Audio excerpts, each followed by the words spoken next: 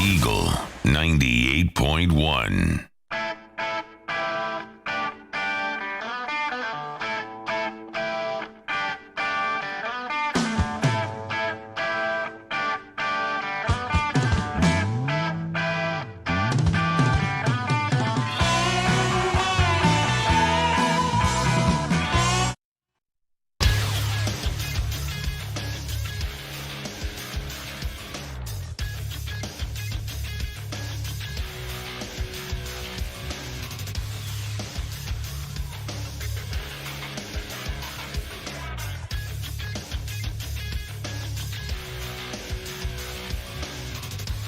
Good morning, everybody.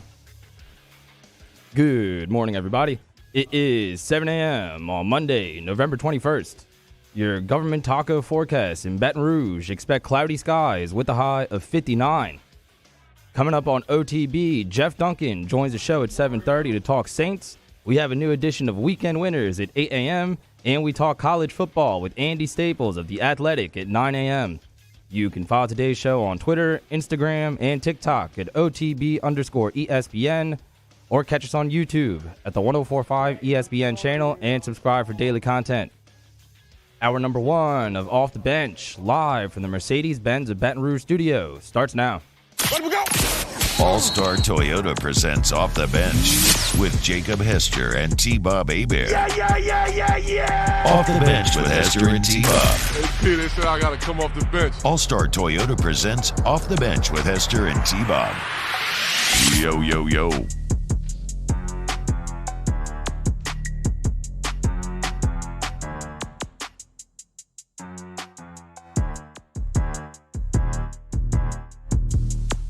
Yo, what's happening, everyone? Hope you're having a wonderful start to your Monday morning, November 21st, 2022. Winter continues. Another blustery day here in the capital city. It's a wonderful, blustery weekend of football. Well, some may contend the wonderful nature of it, at least in terms of the pure weather size. But we're going to get into it all today as the home teams win over the weekend. Thank you for joining us today. If you're in your car, let's have ourselves a day. I don't know how many of you will be on the way to school because I know many of you are off of school for the week. So for the kids, hell yeah, enjoy it. I think Warzone 2 just came out, so I'm pretty sure many of y'all are going to be that. God of War just came out, so enjoy getting all the gaming that you want on these wet, cold winter days. And for the parents, just find a way to survive and advance. And let's get ready to feast a bit later on this week. So I hope this morning finds you very well. How does it find you boys back there? Mar, you doing well? Doing great, man. Saints got a win. Felt good to broadcast a win for once this season. Pelicans Warriors tonight. That should be fun. Also got a holiday this weekend, so good vibes, man. Yeah, I agree. Daniel, you're back on the mic. How are you feeling this morning? Feel great. Ready for Thanksgiving. Yeah, ready for Thanksgiving, ready to beat the hell out of Texas A&M. But we'll get there. I first, and here's kind of the lineup for this first hour, okay? I want to look at the college football weekend as a whole. Might do a quick LSU UAB thing, though I think the majority of that talk is actually going to come after film review tomorrow, because I think this is a game where the surface level isn't terribly interesting. You have to go a bit deeper to find the intrigue here. I want to talk about the Saints win yesterday. We got Jeff Duncan coming up at 7:30. That'll be hour number 1. But there's this quote from a couple of weeks ago that Brian Kelly said. Maybe it's at the end of October. Might have been after the Ole Miss game. Maybe after the Florida game. But Brian Kelly said, look, October is for pretenders. November is for contenders. And he is someone who can say that with a straight face, given that he hasn't lost a November game since 2017, I think is that crazy stat that is now still going and hopefully will continue through this week. But when you look, this idea, right, November is for contenders, this is where every single year teams start to get weeded out. And the thing about it is you don't have to dominate every game. In fact, most great teams will not dominate every game. A great team will have a week where they just don't have it. Be it, whatever classic sports cliche excuse you want to lose, right? Is it a look-ahead spot? Is it some odd weather? isn't one of those weird rivalries. No matter who's good or bad, it always seems to go sideways and it's always close. But a great team, no matter which of those cliches are in play, and a team that is deserving of a playoff spot will find a way to win every single week. And that's what you saw a lot of these teams do this weekend, right? TCU found a way against Baylor. Now, it took some of the best and wildest late-game execution that I've ever seen, but they found a way. They survived in advance. Michigan finds their way against a really good Brett Bielema Illinois team coming in that game at 7-3, supposed to get blown out. They didn't care. They had Michigan on the ropes. Michigan finds a way to get it done. On a cold day in Kentucky, Georgia doesn't have their best game, no offense to be spoken of. You know what? They handle their business. They do enough. They move on. USC out west in the biggest game of the day, the Rose Bowl, a beautiful venue. Two LA teams. It's been a while since we've seen a Pac-12 game, much less a USC-UCLA game with this much juice in it. And USC and Lincoln Riley find a way to outlast and outscore UCLA in the Rose Bowl. Clemson beats down Miami. LSU shows great accountability, handles their business, beats UAB badly. But November is for contenders. And like I said, teams get weeded out. And unfortunately for Volunteer fans, they were the unlucky loser in this case. And they have indeed been weeded out. And we're really going to stop and think about this for a second because it kind of blows my mind when you take a step back and just say, oh, yeah, Tennessee. No, like, we're going to think about this because Tennessee gets demolished by Spencer Rattler and Hendon Hooker tears his ACL. I mean, again, think about that. First off, gutted for Hooker, obviously, right? This is the absolute worst part of the sport. It's just brutal. It's unfair. It's heartbreaking. It's all of these things, right? He's worked too hard. He's done too much good for himself, for his teammates, for that program, for that community, to now have to suffer this right before he's trying to go to the NFL and all these sorts of things, right? So just absolutely brutal. This is the part of the game that sucks worse than anything else. But when you look at this team as a whole, I cannot help but be blown away, astounded, flabbergasted by how little and how quickly this entire year just came crumbling down for Tennessee. I mean, think about it. This is a Tennessee team that has been the toast of the college football scene for the entire year. All right, the entire season, this has been their season. This has been the story of their rise. I mean, they've played in the most watched games on the year. First Tennessee, Alabama was the most watched game. Then Tennessee, Georgia still is the most watched game of the year. Obviously, they played in games like LSU, which were high. Like, so if you looked at a top 10 list, Tennessee's going to be all over that. And when you always saw them on this stage, they had this very like sexy, overwhelming offense, right? What's the old late 90s, kind of early 2000s old ad campaign the MLB had? Chicks dig the long ball. Well, guess what? We all dig the long ball when it comes to football, and we all dug Tennessee style. So they were always playing on the big stage. They were looking great while doing so. They had a legit Heisman quarterback at candidate. They had minus 500 odds to make the playoffs. And now, it's nothing like they have a little of that. They have none of that. They have none of it. It's all gone. 60 minutes. A blink of an eye. And all of that good, all of that build, all of that growth demolished. It's disconcerting in how quickly the end can come. And let's zoom in further. Because the worst part is that it all comes in the hands of a South Carolina team that if you look at the Gamecocks last 3 weeks previous to this game, they had lost 24-10 to Mizzou and 38-6 to a Florida team that just got their ass kicked by Vanderbilt on Saturday. What? It's insanity. Tennessee were 22-point favorites. Vegas always knows, right? We say it all the time. No, we just always eliminate the times that Vegas is wrong and the times when we have these bad beats where we barely win or it's close. We're like, oh, yeah, they always are. And then look, they're great. I get it. But you never really know what's going to happen. And this is yet, as we enter playoff season, and we talk more and more about it, and you're going to see people fading TCU or fading this team or that team for, oh, they barely won this game, they barely won that game. Yet another example of why resume and actually winning the games you play matters more than anything. More than anything. Because you can tell me who you think is better, but you never really know what's going to happen on game day. How many of you would have picked South Carolina to win this game? Much less South Carolina to throw up over 60 points and for Spencer Rattler to throw 6 touchdowns. I mean, really think about this, guys.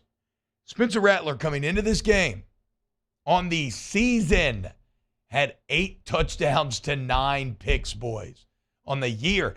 And I know this is a slippery slope to play here, but if you take away the Vanderbilt game, in which he threw 3 touchdowns and no picks, he had 5 touchdowns to 8 picks on the year. He threw 0 touchdowns against Charlotte. And now he just threw 6 Saturday night against the number 5 team in the country, nearly matching his season total. I mean, it's absurd. It's absurd. And nobody in their right mind ever would have expected or ever would have predicted that.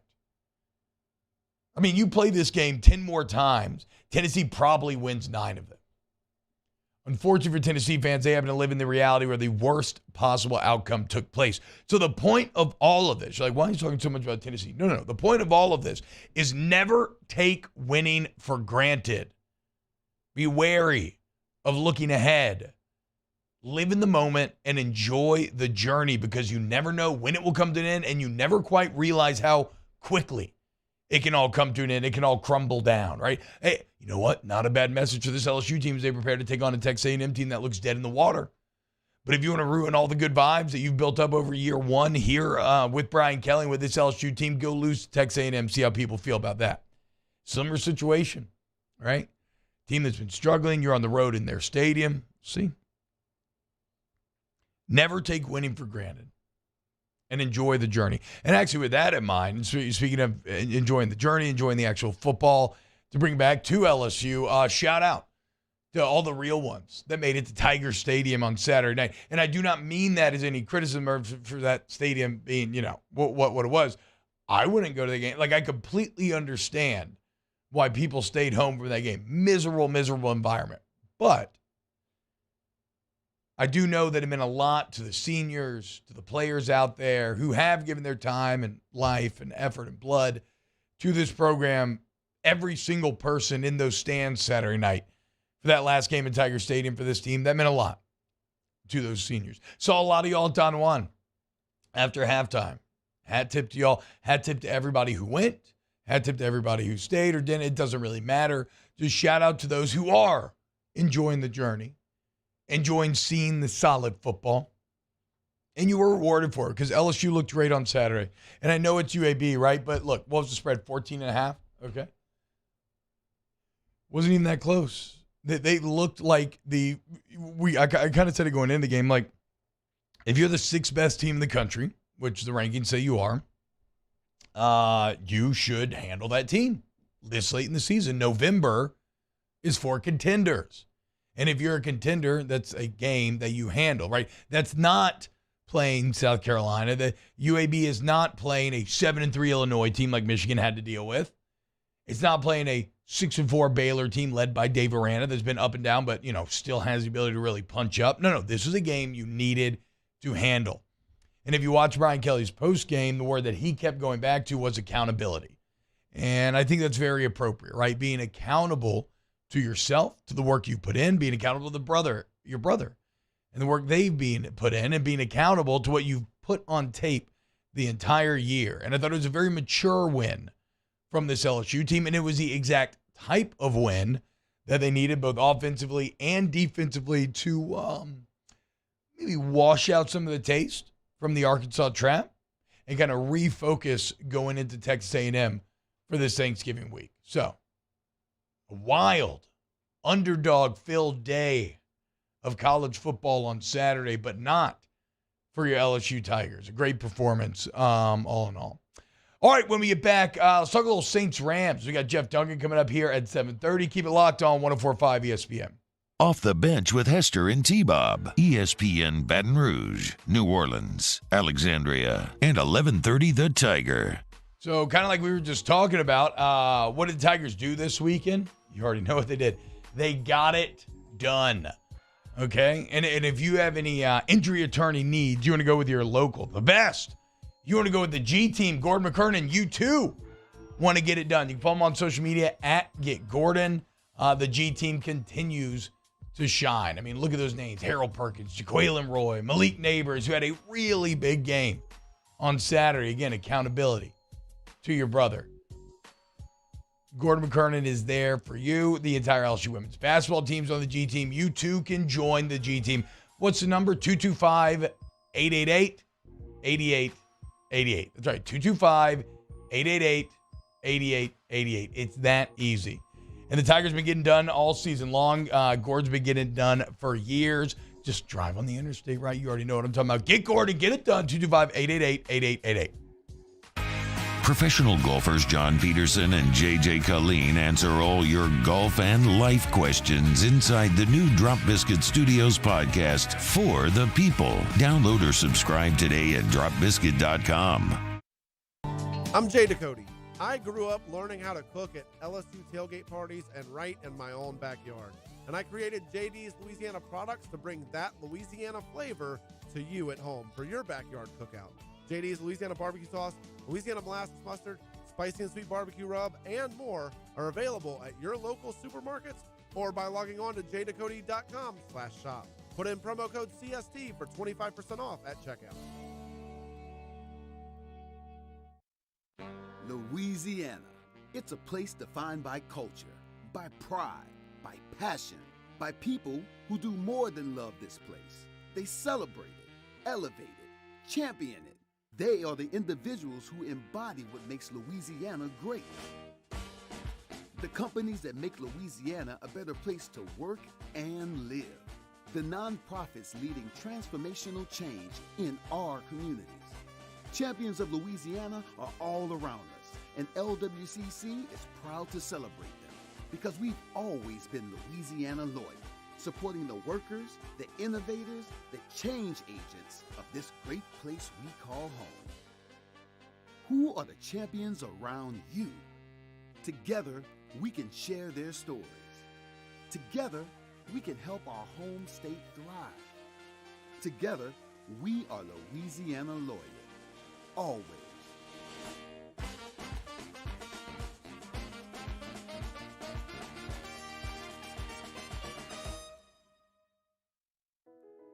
I've been doing business with Luba for 25 years. They're dependable, trustworthy. It's just the attention to detail with our clients. Our folks have years and years of experience. They're highly trained professionals, but many companies have that asset. What I'd like to think makes Luba a bit different is that we use those talents in a way that truly is dedicated to serving the needs of the folks who depend on us. Service Mastery Elite create clean, disinfected work environments. As a local business, we take pride in serving the New Orleans and Baton Rouge areas. Our cleaning protocols follow CDC and OSHA standards for healthcare settings, offices, senior living, restaurants, and industrial plants. Contact Service Mastery Elite to get your operation ready for reopening with germ disinfection cleaning. Service Mastery Elite, the trusted choice in professional cleaning since 1996. It's no secret. The best oysters in Baton Rouge are at Jolie Pearl Oyster Bar. Enjoy mouth-watering South Louisiana flavor and oysters from all over the country. And don't forget our nightly drink specials. Monday evening edition of Game Time presented by Bet Rivers. We're live at Rouge Creole in Perkins Row, recapping all of the college and NFL action from the weekend on 104.5 ESPN Baton Rouge.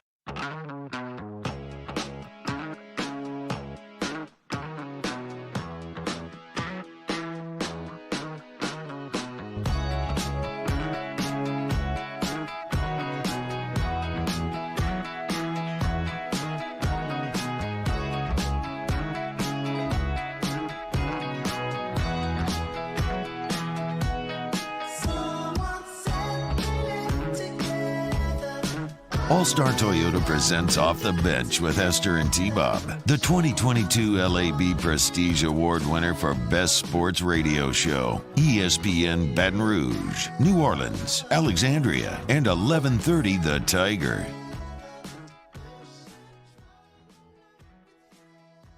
What's going on, y'all? Welcome back to OTB.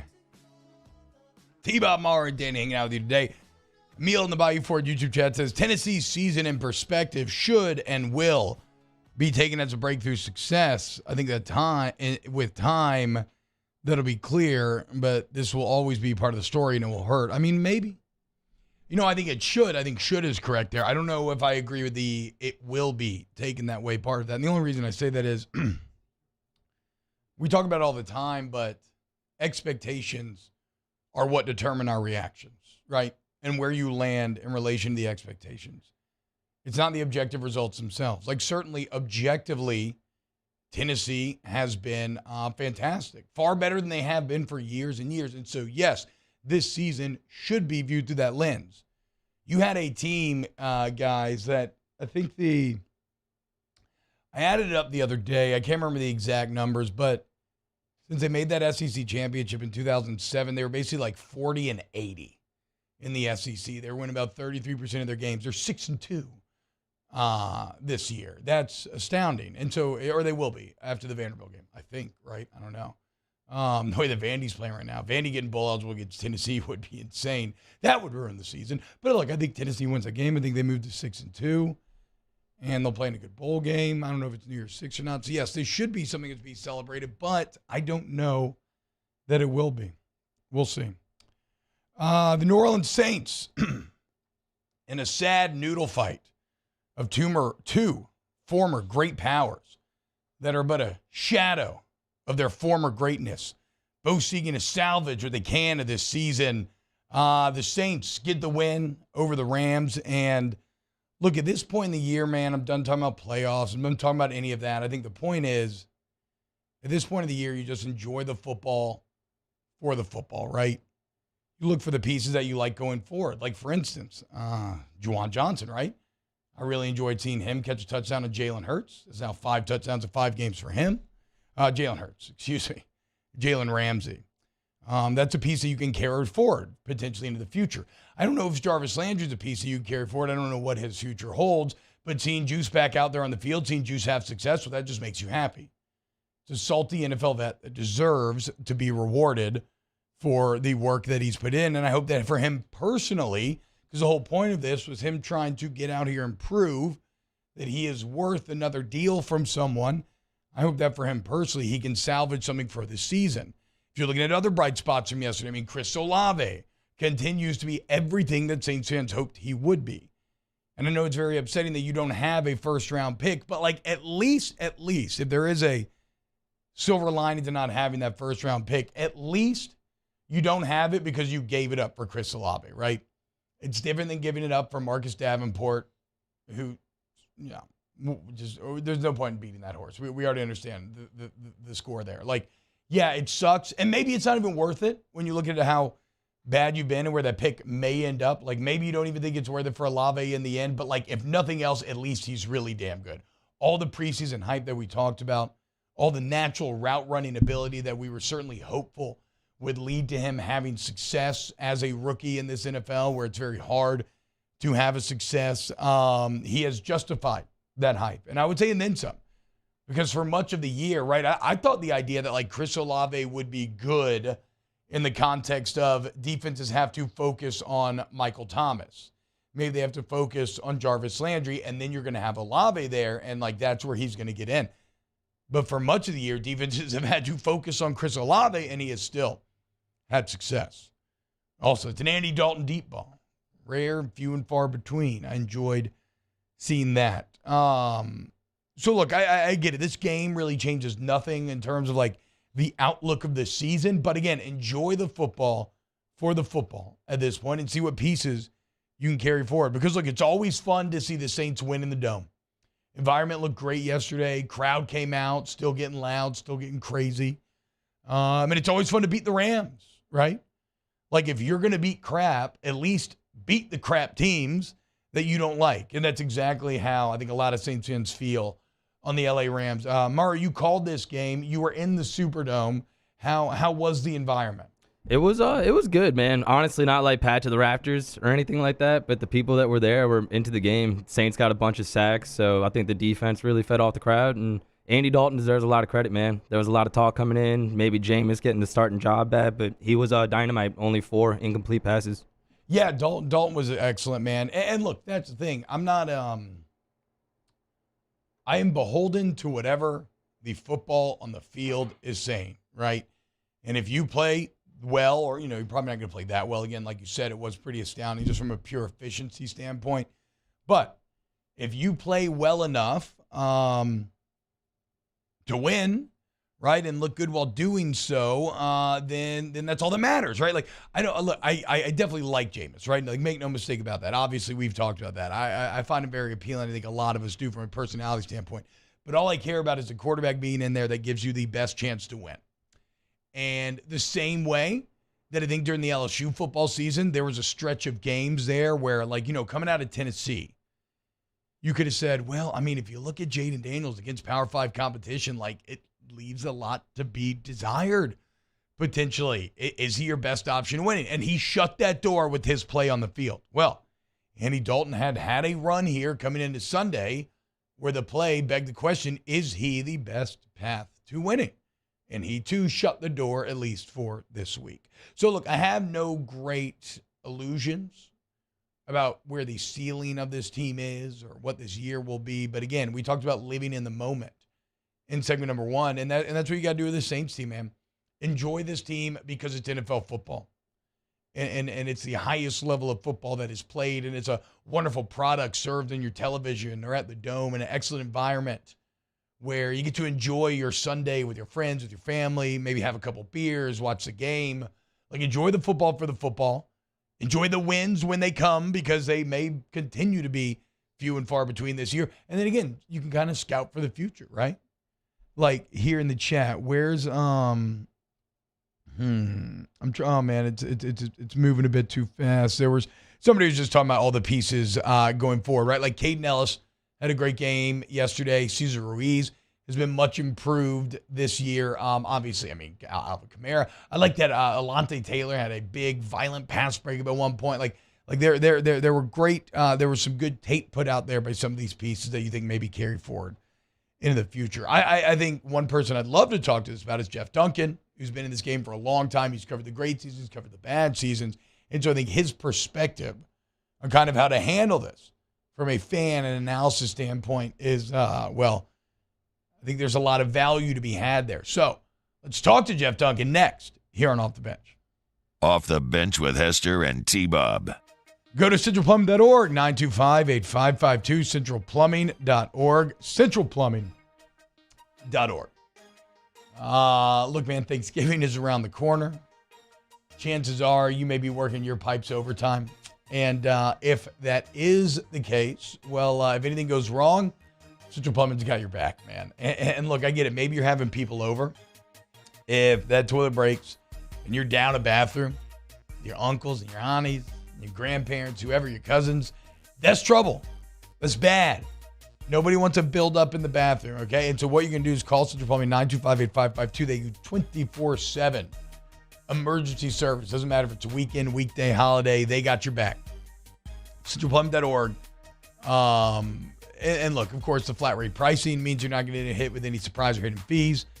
Excellent warranty once the work is done. Everybody's licensed, bonded, and insured. So for all your plumbing needs, a one-stop shop, Central Plumbing, 925-8552.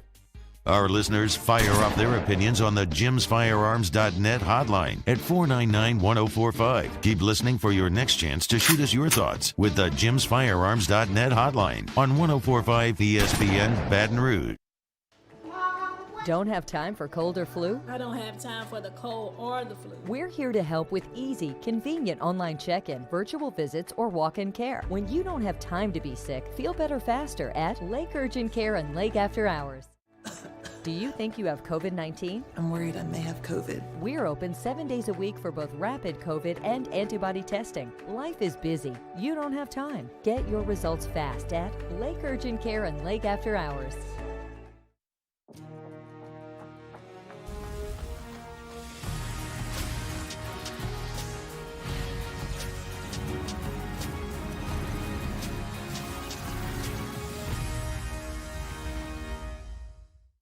Want more customers? Running Boards Marketing can help you get their attention.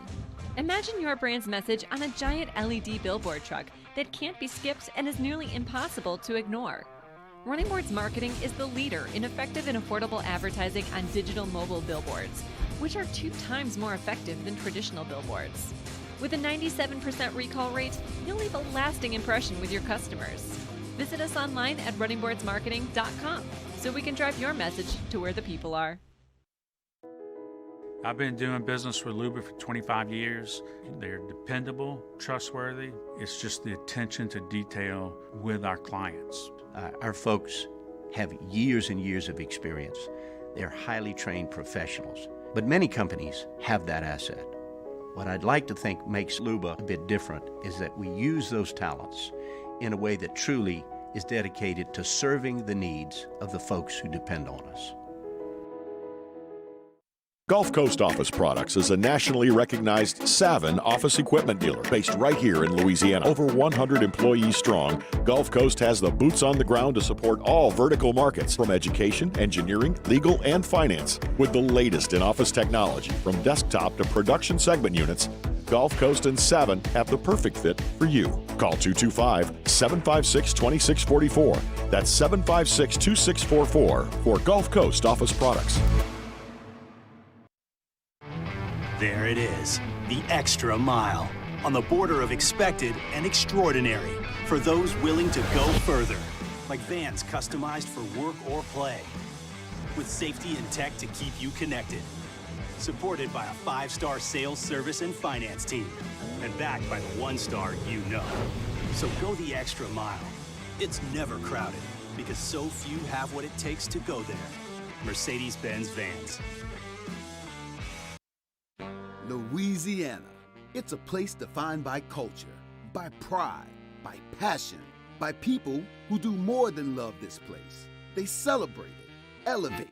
Join us for a Monday edition of Hunt and Hill. React to the Saints and Rams, LSU UAB, and the Tiger basketball squad down in the Caymans. Hunt and Hill, 1 to 3 weekdays, 104.5 ESPN, Baton Rouge.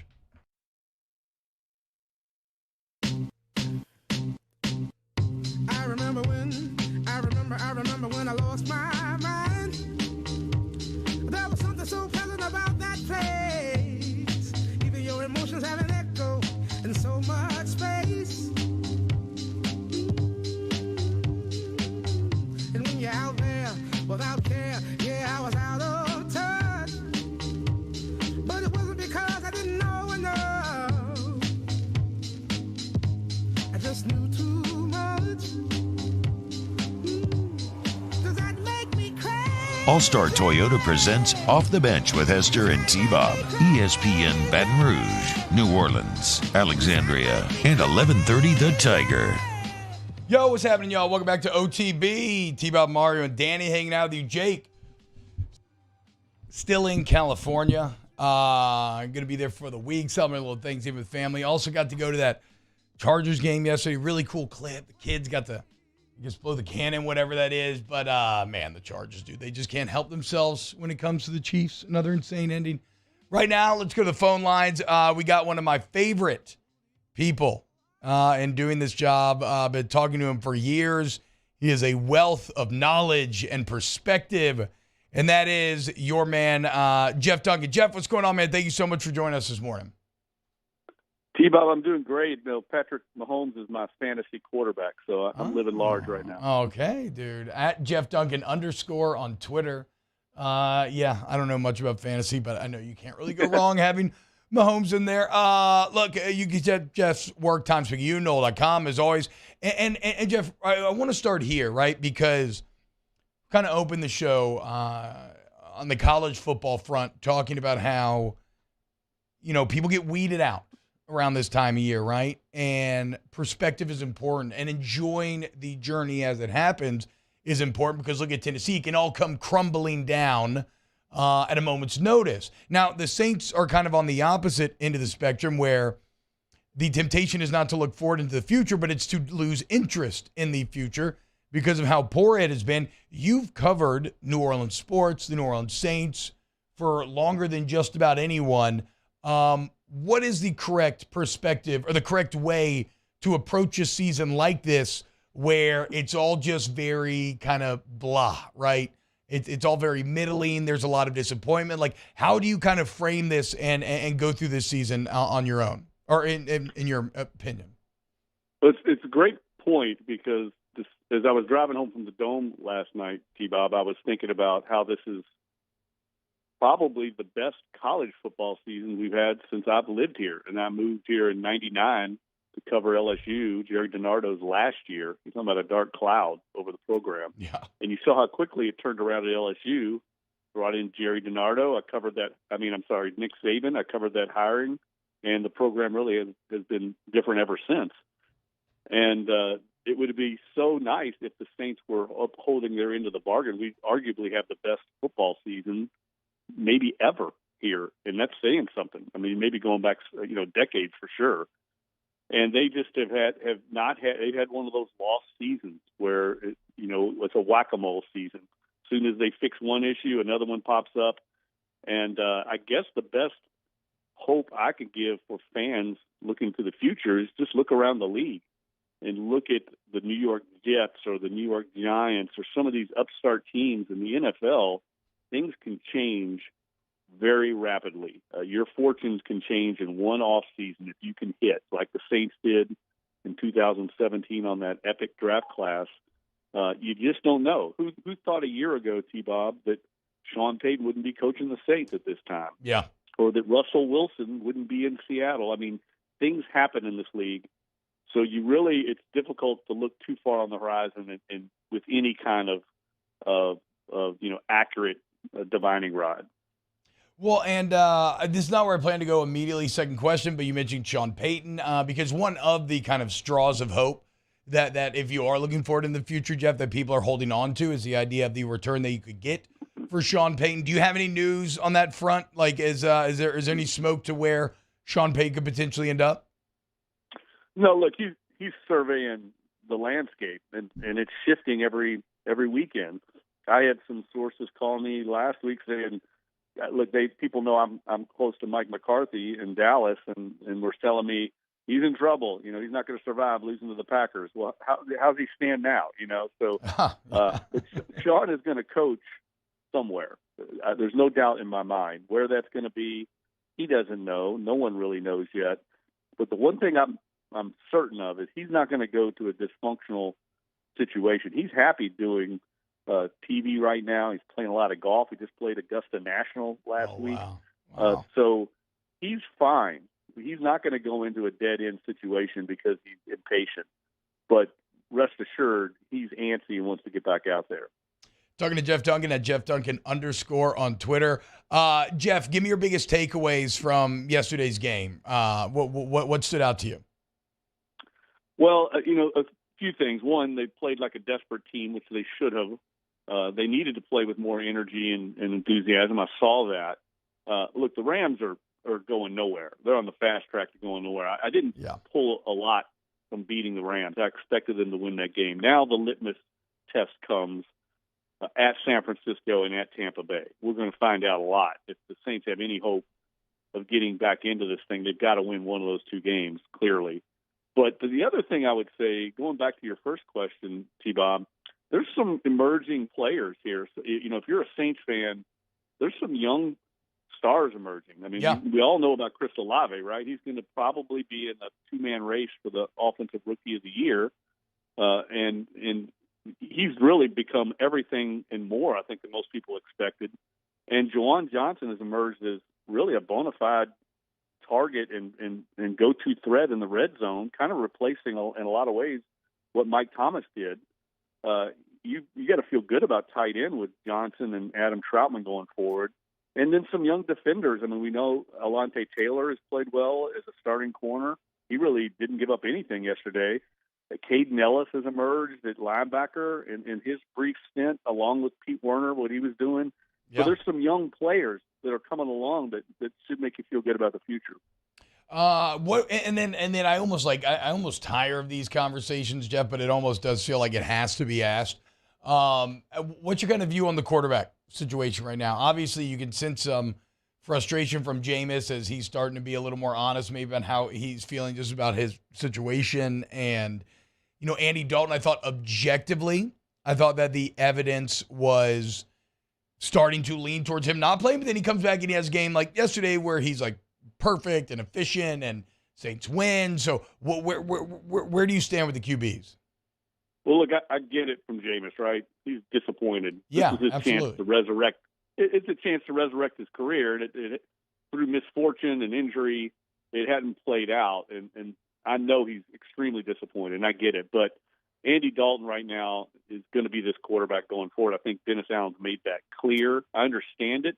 And I think people need to understand that a big decision like this, Dennis Allen didn't make this in a vacuum. He wasn't sitting in a cave somewhere and said, I'm doing this. I mean, he's talking to everyone in that building, including a lot of players. I guarantee you the players had input on how they felt. And you can tell when you go in this locker room, T-Bob, players have confidence in Andy Dalton, a lot of confidence. And I think that weighed in on his decision. And knowing him, he's very conservative by nature. I don't think he wants to be yo-yoing back and forth between quarterbacks right now. I don't think he feels that there's much difference between the two. This isn't Drew Brees waiting to get back in. It's Jameis Winston, who in some ways probably has some strengths that Andy Dalton doesn't have, but has some weaknesses. Let's face it. I mean, he can make turnovers and wreck a game in a heartbeat. So I think he went with the lesser of two evils, and it works in games like yesterday, but when they get in against elite company, that's where we haven't seen it from Dalton. Jeff, how should Saints fans rationally be thinking about this front office right now?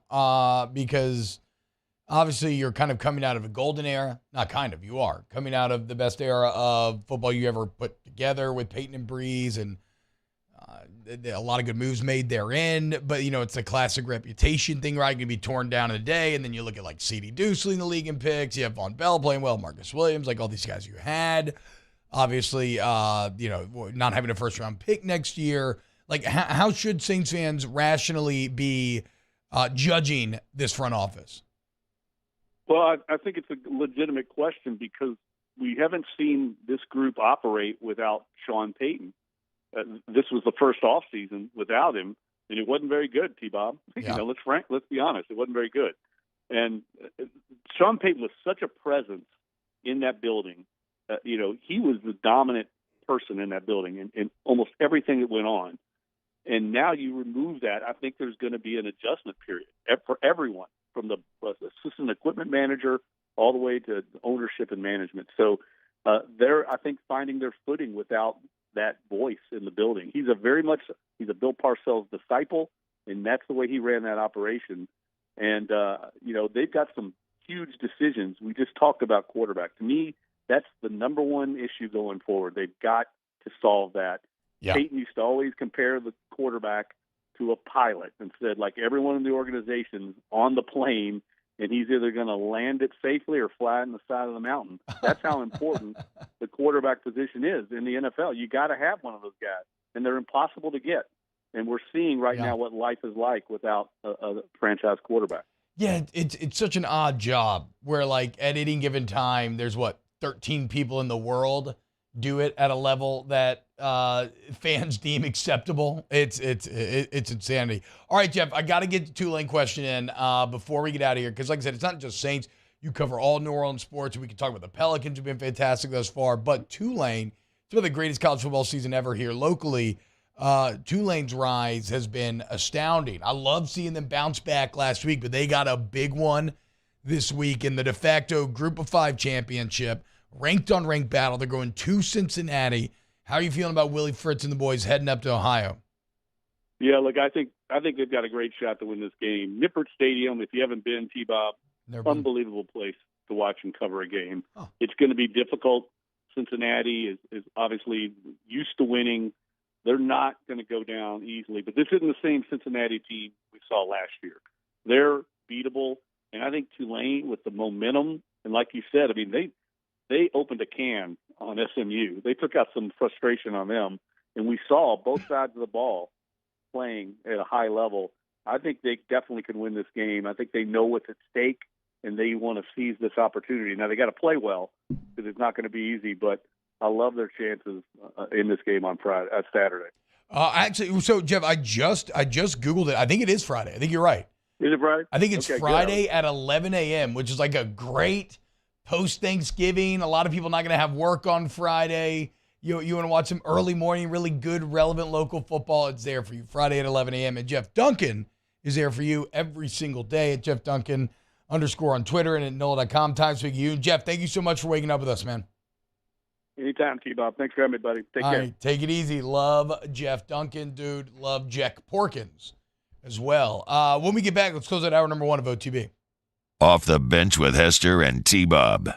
Go to All-Star Toyota of Baton Rouge.com. All-Star Toyota of Baton Rouge.com. Whether you need to buy new, used, if you need to lease. By the way, Toyota certified used vehicles are great because, they have the advantage of a used car, which obviously it's going to be a bit cheaper, et cetera, but you still get that Toyota certified warranty, which is great. I mean, I love it on my vehicle where basically says, hey, it's time to be serviced, and if anything goes wrong, well, a lot of times you're not even opening your wallet to get it fixed, okay? So check out what they can offer you in that regard, or go to allstartoyotabatonrouge.com.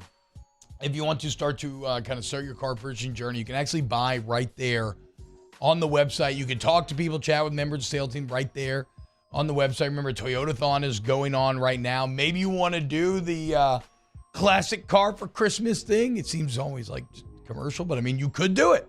And All-Star can guide you to the right answer. Go to allstartoyotabatonrouge.com today. In times of need, get a full list of phone numbers, websites, and other important emergency information on the Demco Stormwatch page at 1045ESPN.com. I'm Jay Ducote. I grew up learning how to cook at LSU tailgate parties and right in my own backyard. And I created JD's Louisiana products to bring that Louisiana flavor to you at home for your backyard cookout. JD's Louisiana barbecue sauce, Louisiana molasses mustard, spicy and sweet barbecue rub, and more are available at your local supermarkets or by logging on to jducote.com/shop. Put in promo code CST for 25% off at checkout. I've been doing business with Luba for 25 years. They're dependable, trustworthy. It's just the attention to detail with our clients. Our folks have years and years of experience. They're highly trained professionals, but many companies have that asset. What I'd like to think makes Luba a bit different is that we use those talents in a way that truly is dedicated to serving the needs of the folks who depend on us. ServiceMaster Elite create clean, disinfected work environments. As a local business, we take pride in serving the New Orleans and Baton Rouge areas. Our cleaning protocols follow CDC and OSHA standards for healthcare settings, offices, senior living, restaurants, and industrial plants. Contact ServiceMaster Elite to get your operation ready for reopening with germ disinfection cleaning. ServiceMaster Elite, the trusted choice in professional cleaning since 1996. It's no secret. The best oysters in Baton Rouge are at Jolie Pearl Oyster Bar. Enjoy mouth-watering South Louisiana flavor and oysters from all over the country. And don't forget our nightly drink specials.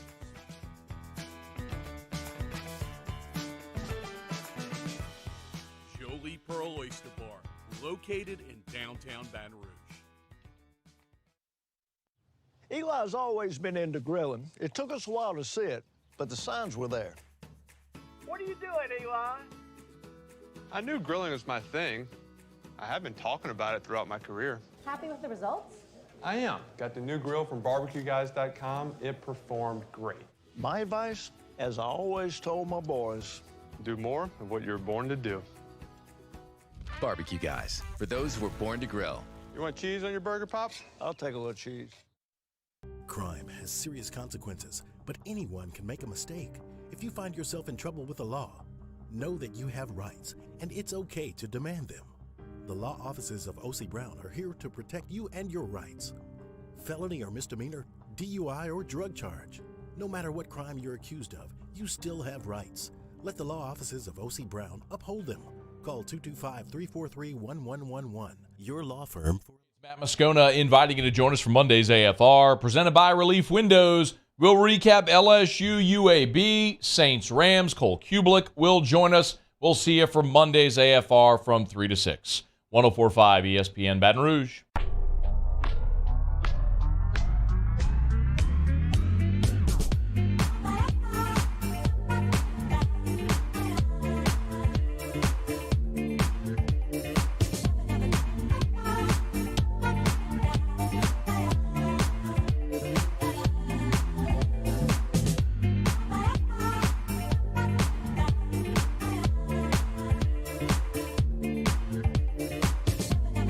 All-Star Toyota presents Off the Bench with Hester and T-Bob. ESPN Baton Rouge, New Orleans, Alexandria, and 1130 The Tiger. Yo, what's going on, y'all? Welcome back, OTB. You got weekend winners coming up to start next hour. World Cup is going on right now, underway.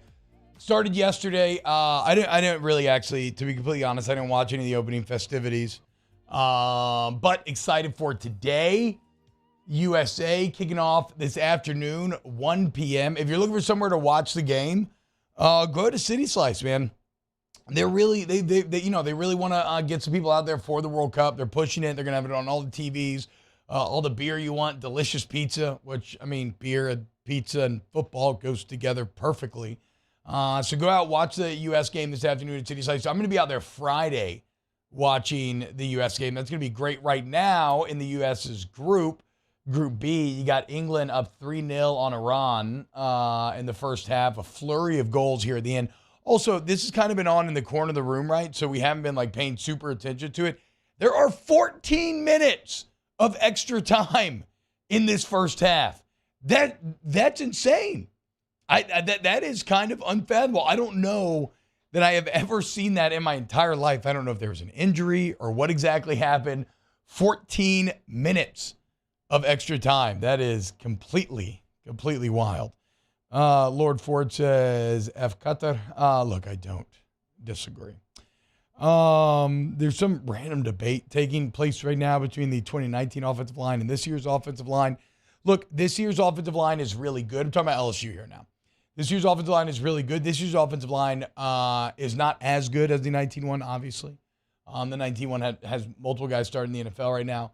But this line, with another year or two of seasoning, and also maybe with some additions of some guys coming in, depending on if they live up to their hype, whatever, yes, the LSU offensive line over the next couple of years should be one of the best groups in school history.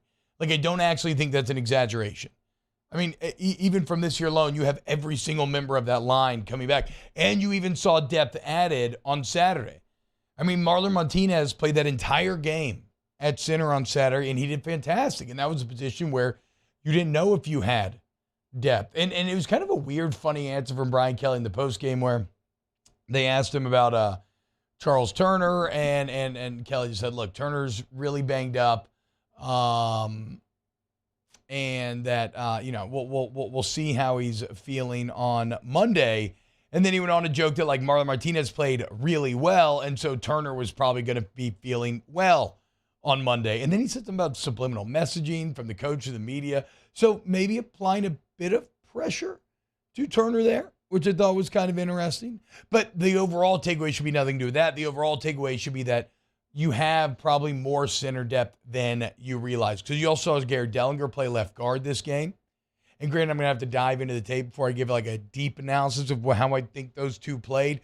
But when you just look at the offensive success, the fact that you probably didn't even notice that Marlon Martinez or Garrett Dellinger was in there, I'm going to go out on a limb here and say that they played well. So now you have three guys that can play center, in Turner, Dellinger, and Martinez. And at the beginning of the year, you weren't even sure if you had one. So again, credit to Brad Davis, who continues to get these boys ready.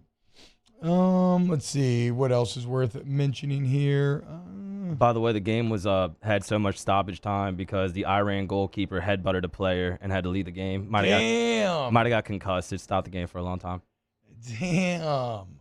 Zinedine Iran? Oh, how about that, boy? If Hester was here, he'd be giving you a look. No. He would cheer that one. Zinedine Iran is pretty damn solid. I grew up with Zidane posters and toys in my room. I don't know It's still exactly crazy to me his career ended like that. It's insane. Was that his last? No, I mean that was his last international game. No, yes, no right, way. Danny? That was last game. Oh man, dude. Actually, he had a legendary run that last World Cup too. Yeah, I mean, look, Zidane's one of the legends all time of the game, both in club and country. He was awesome. Wow, 14 minutes stoppage time. Yeah, okay. So lesson to all you soccer players out there: do not headbutt. Do not headbutt your friends.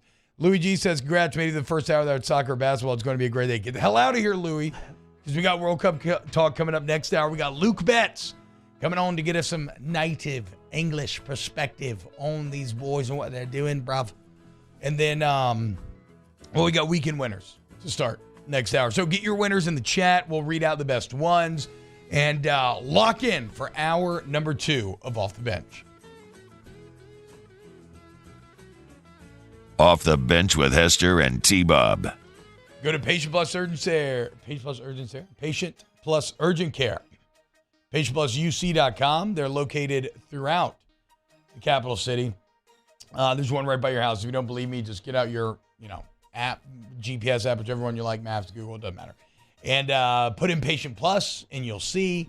And then when you actually go in, you'll be like, oh my God, T-Bob was right. I have never seen facilities like this. And you're going to make that digital profile. And then in the future, when you go back in, you just sign in on your phone. It is so easy to use. It gets you in, it gets you out.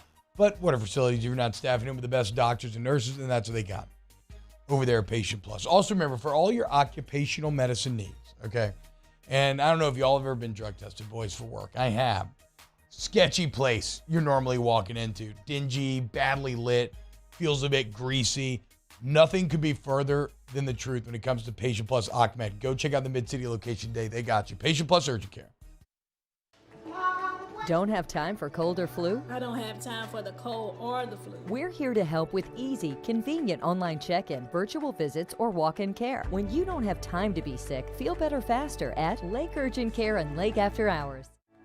Do you think you have COVID-19? I'm worried I may have COVID. We're open 7 days a week for both rapid COVID and antibody testing. Life is busy. You don't have time. Get your results fast at Lake Urgent Care and Lake After Hours. I've been doing business with Luba for 25 years. They're dependable, trustworthy. It's just the attention to detail with our clients. Our folks have years and years of experience. They're highly trained professionals, but many companies have that asset. What I'd like to think makes Luba a bit different is that we use those talents in a way that truly is dedicated to serving the needs of the folks who depend on us.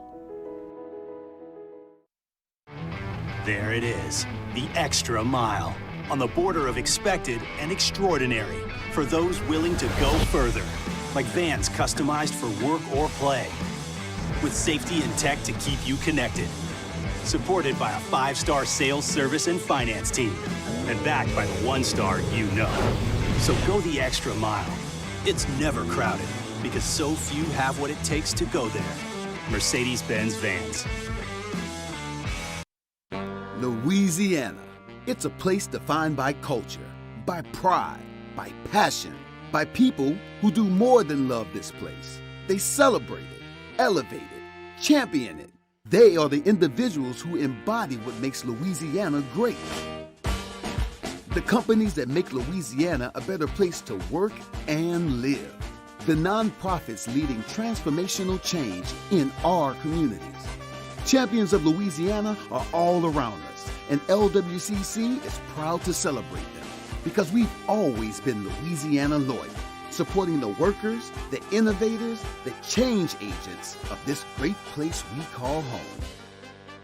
Who are the champions around you? Together, we can share their stories. Together, we can help our home state thrive. Together, we are Louisiana loyal.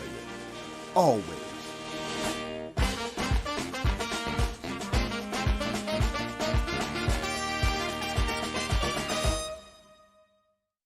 ServiceMaster Elite create clean, disinfected work environments. As a local business, we take pride in serving the New Orleans and Baton Rouge areas. Our cleaning protocols follow CDC and OSHA standards for healthcare settings, offices, senior living, restaurants, and industrial plants. Contact Service Master Elite to get your operation ready for reopening with germ disinfection cleaning. Service Master Elite, the trusted choice in professional cleaning since 1996. It's no secret. The best oysters in Baton Rouge are at Jolie Pearl Oyster Bar.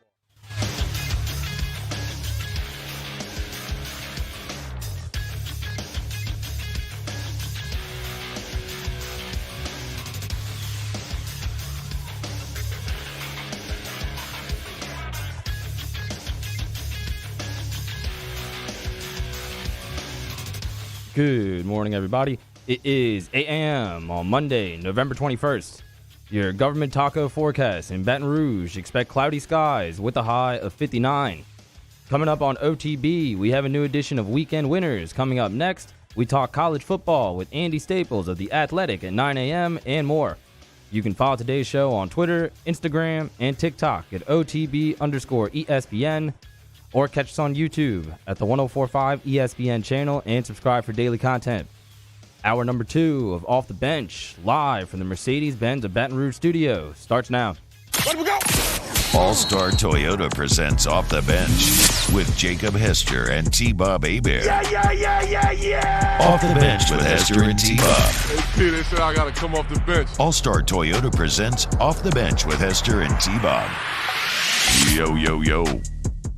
Yo, what's happening, y'all? Welcome back to OTB, hour number 2. Hope you're having an excellent day.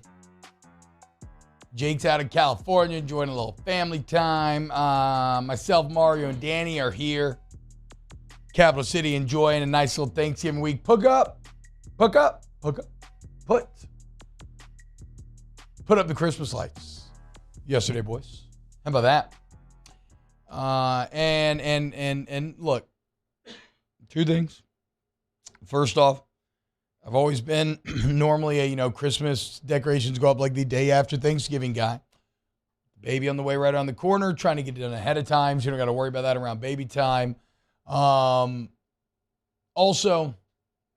maybe I've started gatekeeping a bit less in that regard. And thirdly, I didn't notice this. It is so nice to do Christmas activities when it's cold outside. Compared to like sitting out there sweating, putting up lights. It really gets you in that holiday mood. And look up there, boys. I'm about, 15, 20 feet up on that ladder. And, you'll remember that you're alive when you're up there and the threat of falling and snapping your femur is an omnipresent threat. But look at the confident smile. But then, Danny, if you want to zoom in on my ass, you can see that it is my conspicuously clenched ass cheeks that really tell the story. Like, I'm trying to look very confident in the face, but my butt is, not just eating, but like vacuuming in those white sweatpants. I was a little nervous, but actually, you know what? It is a little nerve-wracking up there, but this is like my 3rd or 4th year going up on the ladder, and it felt really good this time. Got it done efficiently. Yeah, there it is. That's a hungry. That's a man who's not, I wasn't scared. I was just trying not to make a mistake, right? And so the clinch comes from that desire to not screw up and fall down.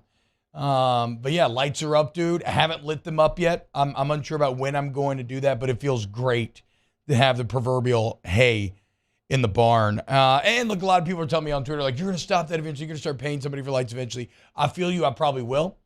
But for now, I still enjoy it. Puts me in the mood. It's fun. Neighbors were outside. We're all hanging around, drinking beers.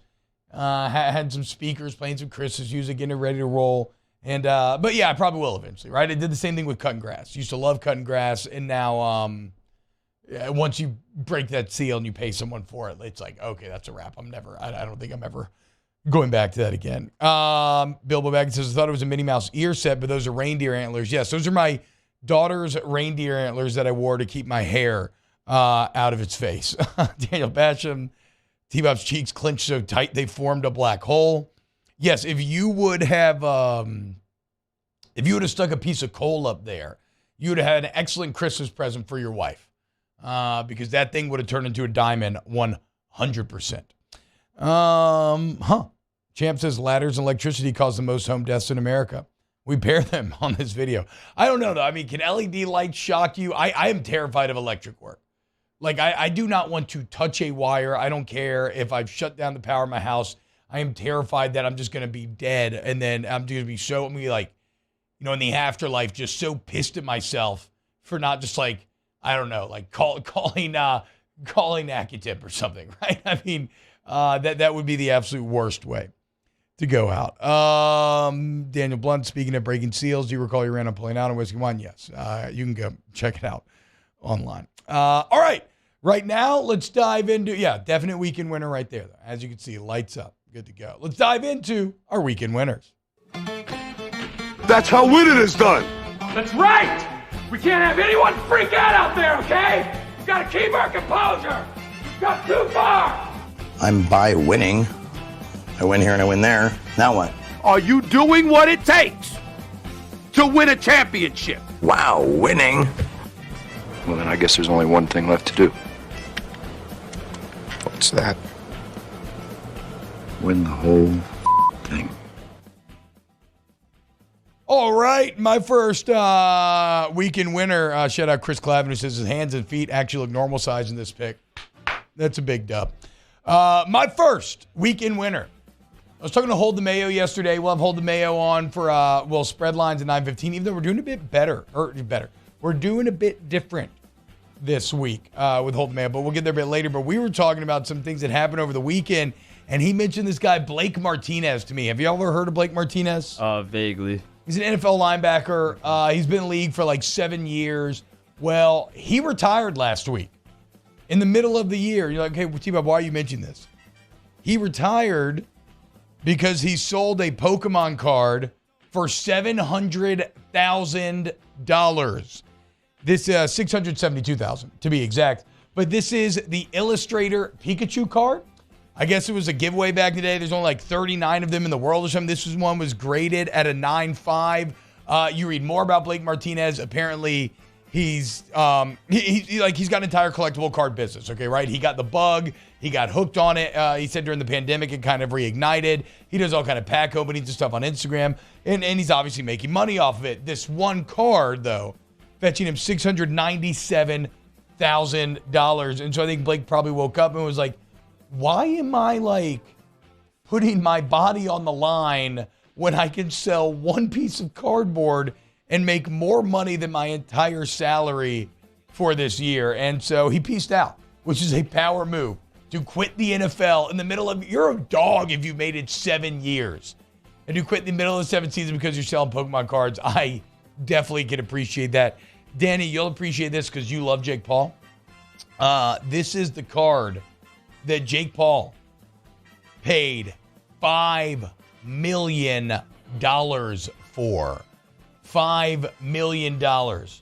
He now this one was graded a 9.5 that Martinez sold. The Paul one was graded a perfect 10, only perfect 10 in existence. But if you read about the story, Jake Paul said it took 5 months of negotiation for him to get the card, that he had to fly to Dubai and personally meet with the man whose cards it was, who was very private, and basically forced him by making him an offer he couldn't refuse. $5 million for this card that you're seeing right here. It was Logan Paul. It was Logan Paul? I mean, okay. Yeah. Fair. One and the same in my mind. But look at that, dude. $5 million for a perfect 10 Illustrator card. That defies logic. That is absolutely insane to me. But it's cool. I love stuff like this. Weekend winner, Blake Martinez, getting out of the game to get into collectible card game. What you got? That's awesome.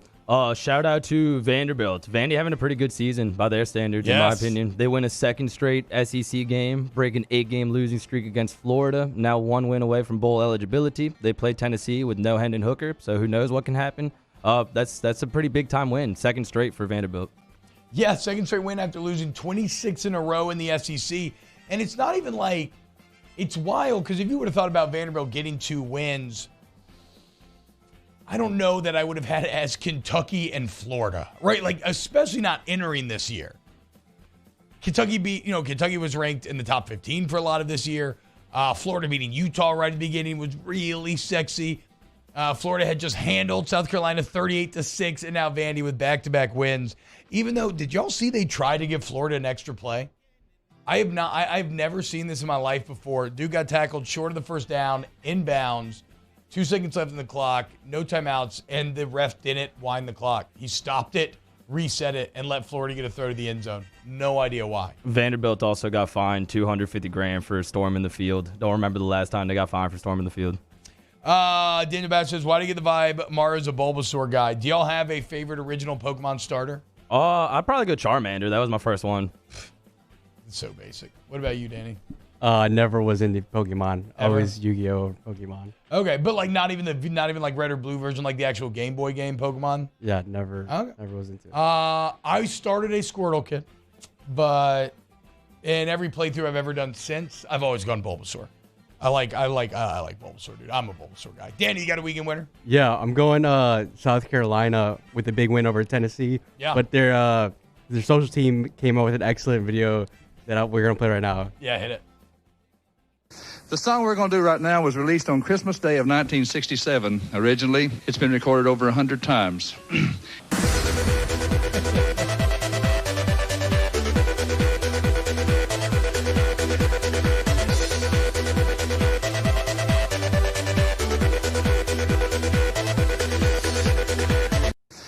Yeah, so obviously that is, if you're just listening on the radio, that is a video that Tennessee put out there, and it's to Rocky Top, and it's got our guy Zeb, the TikTok clogging sensation that we all love so much, only replaced with South Carolina's theme, Darude Sandstorm. And let's be clear, it was Daruding in Williams-Brice on Saturday. That environment was incredible. I mean, I'll just build on that, Danny. Spencer Rattler, weekend winner.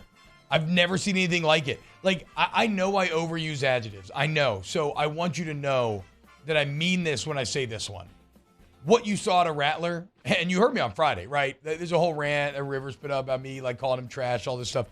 What you saw Saturday night was truly unfathomable to me. I could not have fathomed it. 30 of 37, 438 yards, 6 touchdowns, 0 INTs against the number 5 team in the country. Like I said, man, he had 8 touchdowns on the year to 9 picks.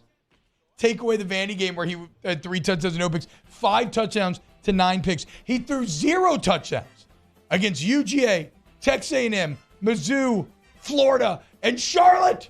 He had 5 0-touchdown games, and he just threw 6 in one game against Tennessee. Exactly why you have to play the games. Every week, reminder, we don't know everything. Absolutely insane, Spencer Rattler. All right, my next weekend winner. Don't need to go too long here, but shout out Swag Kelly. Chad Kelly, back in the news as he's up playing in the CFL. The Grey Cup went up yesterday.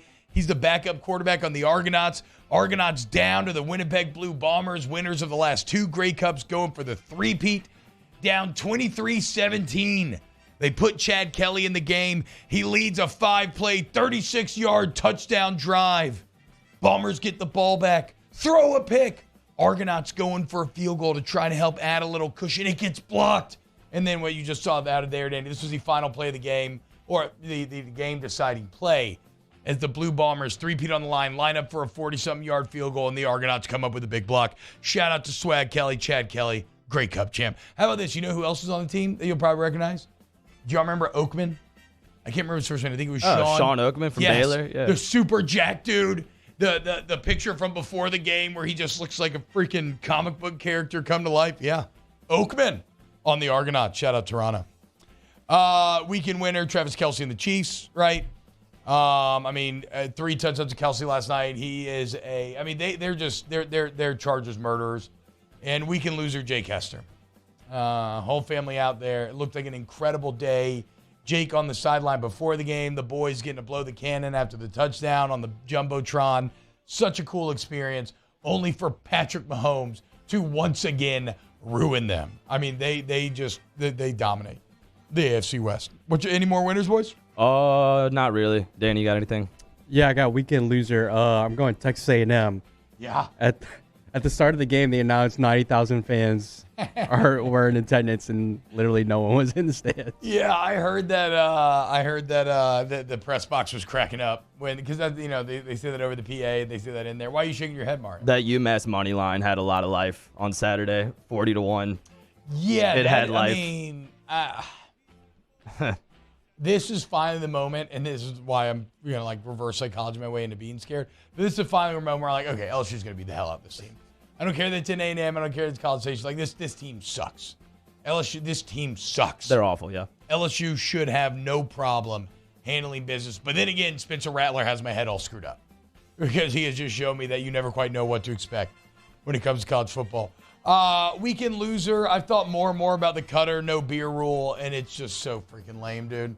I cannot fathom spending all this money and trying to watch all these games sober.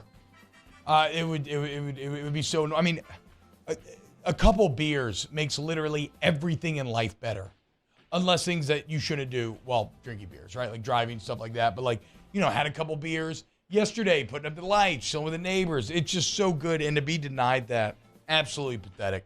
And then my final weekend loser, and get this video ready to play with Zach Wilson, Danny. But my final weekend loser are the Jets offense and Zach Wilson, as what you witnessed yesterday in the Jets-Patriot game was kind of incredible.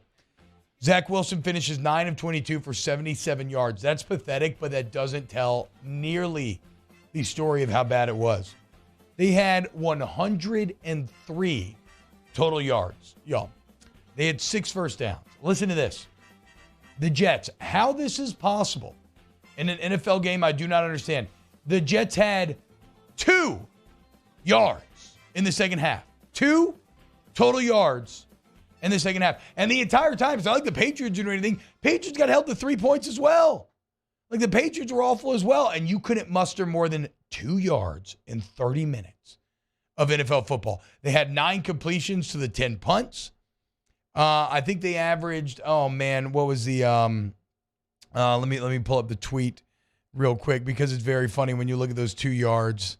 Internet. The Jets averaged 2.7 inches per play in the second half. 2.7 inches. You're talking about teams normally want to average like 6-7 yards or averaging 2 inches.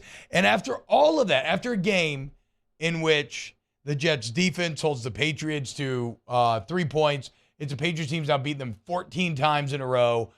They give up a last-second punt return touchdown to lose the game. After everything, here's what Zach Wilson had to say when he was asked about if the offense deserves blame.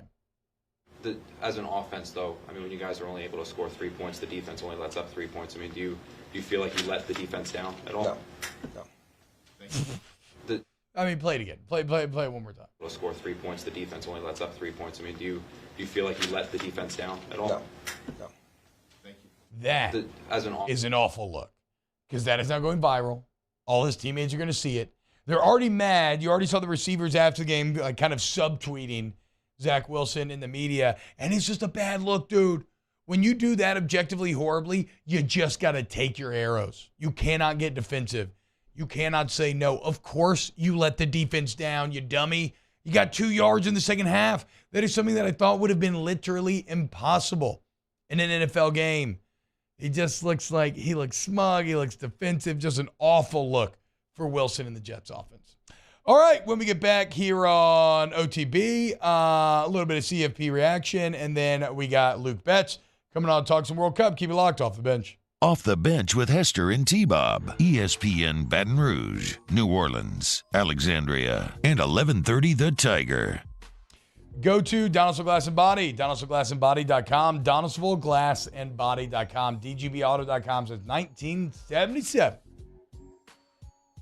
Donaldsonville Glass and Body been helping to get your vehicles right, man. Any glass repair that you need. That's how they started. It's funny. It's kind of a little, just a humble little building back in the day doing glass repair. That's when Kenny Sr. started this thing. And now, nearly 50 years later, it's this huge beehive of activity as they do all the collision repair, all the mechanical work. They are excellent, and they do 24/7 towing. So for all of your towing needs, you want to go to Donaldsonville Glass and Body. And the thing is, it's really You can trust Donaldson Glass Body. Like, that's probably my favorite part about it, right? Because, like, they're doing fine. They don't need to cheat you. They don't need to exploit you. They just need to get you back on the road to a point where you are satisfied and safe. And because they know if you're happy customers, a repeat customer. Go to dgbauto.com. Professional golfers John Peterson and JJ Colleen answer all your golf and life questions inside the new Drop Biscuit Studios podcast for the people. Download or subscribe today at dropbiscuit.com.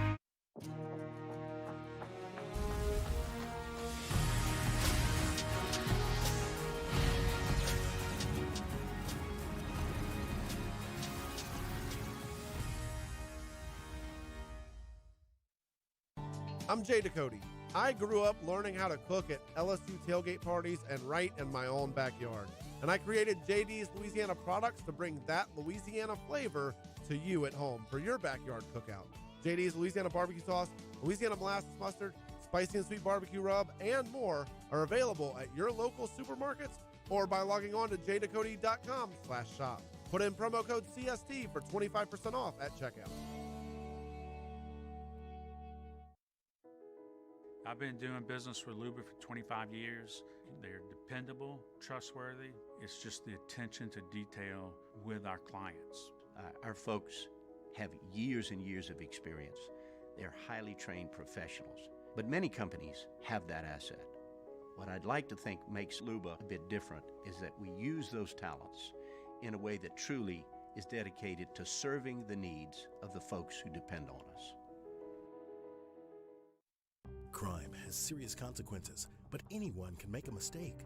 If you find yourself in trouble with the law, know that you have rights, and it's okay to demand them.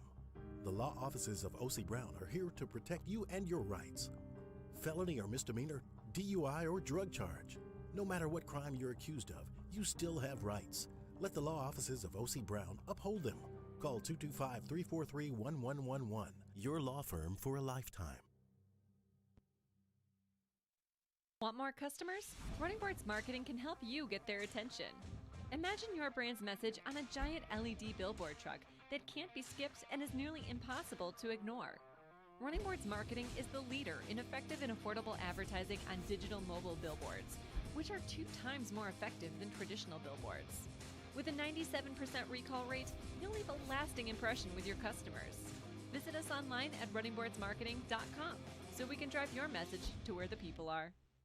Gulf Coast Office Products is a nationally recognized Savin office equipment dealer based right here in Louisiana. Over 100 employees strong, Gulf Coast has the boots on the ground to support all vertical markets, from education, engineering, legal, and finance. With the latest in office technology, from desktop to production segment units, Gulf Coast and Savin have the perfect fit for you. Call 225-756-2644. That's 756-2644 for Gulf Coast Office Products.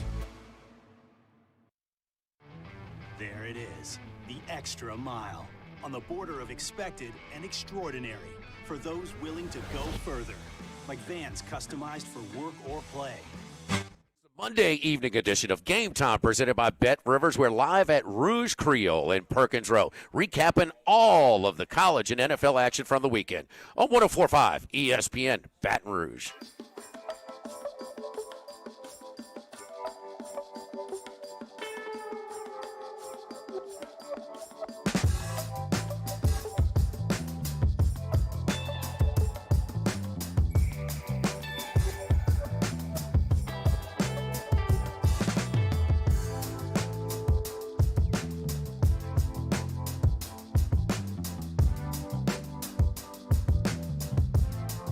All-Star Toyota presents Off the Bench with Hester and T-Bob. ESPN Baton Rouge, New Orleans, Alexandria, and 1130 The Tiger. Yo, what's happening, y'all? Welcome back to OTB. World Cup getting underway. Got underway yesterday, but really getting underway today. Group B up right now. We got England and Iran. England up 3-0. Here early in the second half after the Zinedine Iran headbutt forces 14 minutes of stoppage time from the first half. And who better to talk some football and who better to talk England football than a native Englishman himself? That's right. Let's talk to Luke Betts, Anytime you have an accent, you immediately get bumped up when it comes to legitimacy on football talk. Also, Luke is a man who the one time I watched a football game with him, an American football game, was a Saints game that took place at 8 a.m. They were playing in London at the time, so I thought, oh, what better way to take it in than with a native Englishman? And Luke's like at halftime, oh, let's start doing some Jameson shots, yada yada. Next thing I know, I'm waking up asleep on the bar. It's 3 p.m. I've got an American flag top hat on. So you were talking about a real degenerate here. Luke, what's going on, man? Thank you so much for waking up with us this morning. Good morning, T-Bob. How are you? I'm doing very well. I'm doing well. I'm thinking back very fondly. I did not feel good that afternoon. I felt awful the next day, but it was a very fun day. When we were texting last night, you were a bit worried that maybe an England winner would be in play right now. I think you're safe. How do you feel about the boys' form thus far? I hate to say this, T-Bob, but I can't hear a word you're saying. Okay, let's call Luke. Okay, hold on one second, Luke. Danny, you can come to me. Let's call Luke. Okay, I'm going to make an executive decision here. We're not doing any more video interviews until we get this figured out. Fair enough. We are only doing phoners. RJ Arsenault feels like we dodged a bullet last week with no KJ Jefferson. Talking about LSU Arkansas. Yeah, absolutely. Absolutely, man. I still can't really believe how that Arkansas Ole Miss game went down. I thought Ole Miss would put up more of a fight, but okay. Let me text you the number real quick, Mario. Yeah, you probably did dodge a bullet, though. Mm-hmm. For sure. Arkansas's had a weird season. Very up and down. Ooh, man, I am getting angry, and I'm trying to stay calm. Mine, I've just saw a clip of the England headbutt. It was unintentional, more of a face butt. Both players going full speed into each other, and it was brutal. Ugh, I didn't see it. We were in here watching. Apparently, FIFA's pointing FIFA.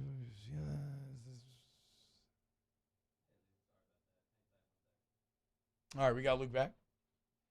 Luke, what's up, man? Can you hear me now? I can. Hey, thank you. Sorry about that, man. Sticking with us. Hey, no, I just went on a very long monologue about how you ruined me that Saints game day. I woke up in my American flag top hat at the bar at 3 p.m, but also saying that there is no one to talk, no one better to talk football with than somebody who hails from the land of football. We were texting last night. You were a bit worried that maybe an England winner would be in play while we're on air. Yeah. But I mean 3-0. The boys are looking good. How do you feel about England's form thus far, Luke? Well, thus far it's pretty bloody amazing, isn't it? I mean, look, we're 3-0 up. It's the opening game of the World Cup. Most of these opening games are pretty boring affairs because, frankly, both teams just don't want to lose, right? Yep. So to be able to come out of the first game with what looks like a victory is I mean, you can't ask for more. We bag a hat full of goals as well in the second half. That will make our goal difference impressive and send out maybe a little warning to the rest of the teams out there that we're here to do business. Well, and so that's where it gets kind of interesting from a pure English perspective, and we'll stay with England right now, Luke, because does this feel, obviously England, been a long time since a major tournament has been won, got so close in the Euros, but there was still a lot of positive takeaway from the Euros. Does this game right here feel like kind of an opening statement saying that, no, we're not going to disappoint you, that we are here to build upon what you witnessed 2 years ago? I mean, I guess so. I mean, for me, it's more about during the summer, we have this tournament called the Nations League, where the European teams they're basically glorified scrimmages, and we did not win a bean. We were terrible all summer. Now, the only flip side of that is it's the back end of a long season. It's a tournament that nobody really wants to play in. But with an upcoming World Cup, to go into that World Cup on such crappy form was a little bit alarming. So I don't care that it's Iran. I wouldn't care who we're playing today. Just to get a bag of goals is going to do the players, a whole lot of good. It's going to give them the confidence they need. So, you know what? I am 50 years of age. I am used to mediocrity and bitter disappointment. So I'm just happy that we've started the tournament well. This game's going to have a big impact on this afternoon's game as well. Well, and I mean, like you said, goal differential starts to come into play, right? It applies some extra pressure. Let's look at this afternoon. The U.S. can open up their own play at 1 p.m. this afternoon. They got Wales. Luke, for those, okay, I think there's a lot of people out there like myself who love watching these games, love soccer, but maybe don't keep up with it on a on a regular basis, right? We'll get into it in the Euros, we'll get into the World Cup. Maybe we don't have an EPL team. Maybe we watch the occasional EPL game. Give us a little scouting report. Like, how do you score U.S. versus Wales going into this thing? So I think Bertholder described it well. I mean, the Welsh team, or Wales in general, is obviously getting a little bit more of a spotlight drawn on it since Ryan Reynolds and Rob McElhenney Wrexham Football Club last year. The Welsh team is basically a solid Premier League team. You got two outstanding stars in Gareth Bale and Aaron Ramsey. And Bale, obviously, a Galactico, won 5 European Cups at Real Madrid. He's now over in the States plying his trade in the MLS and forced the overtime, scored a goal that forced the overtime PK shootout, which they went on and won the M&S trophy. Aaron Ramsey plays over in Nice, was playing at Juventus prior to that, and was a big Arsenal player, 8-9 years ago. So they've got a good team. However, so the USA, I think they're pretty evenly matched. I mean, a lot of people get carried away with the USA. When you talk about McKennie, you talk about Pulisic, you talk about some of the players that they've got in there that are now plying their trade at some of the big clubs in Europe. I mean, you've got Musa is at Valencia, you got Aronson at Leeds United, you got Tyler Adams at Leeds United. I mean, you've got some good players, but you've got on the field, you need a squad of good players to go deep in the tournament. Oh, by the way, it's 4-0. Get in there, Zach. Man, we're a little bit behind right now. I'm watching the attack as we speak, and there it is. There it is, baby. Nice finish. Got a good team, but you haven't got a really in-depth squad, right? I mean, you can't go to a tournament and expect to do great things with 4 or 5 really good players. You need a full roster. So I think this game today, like I said earlier on, no one wants to lose their opening game, right? And neither of these teams going into today's game will want to lose. A tie is the most likely outcome. However, that said, with England now, I'll give it a USA victory, 2-1.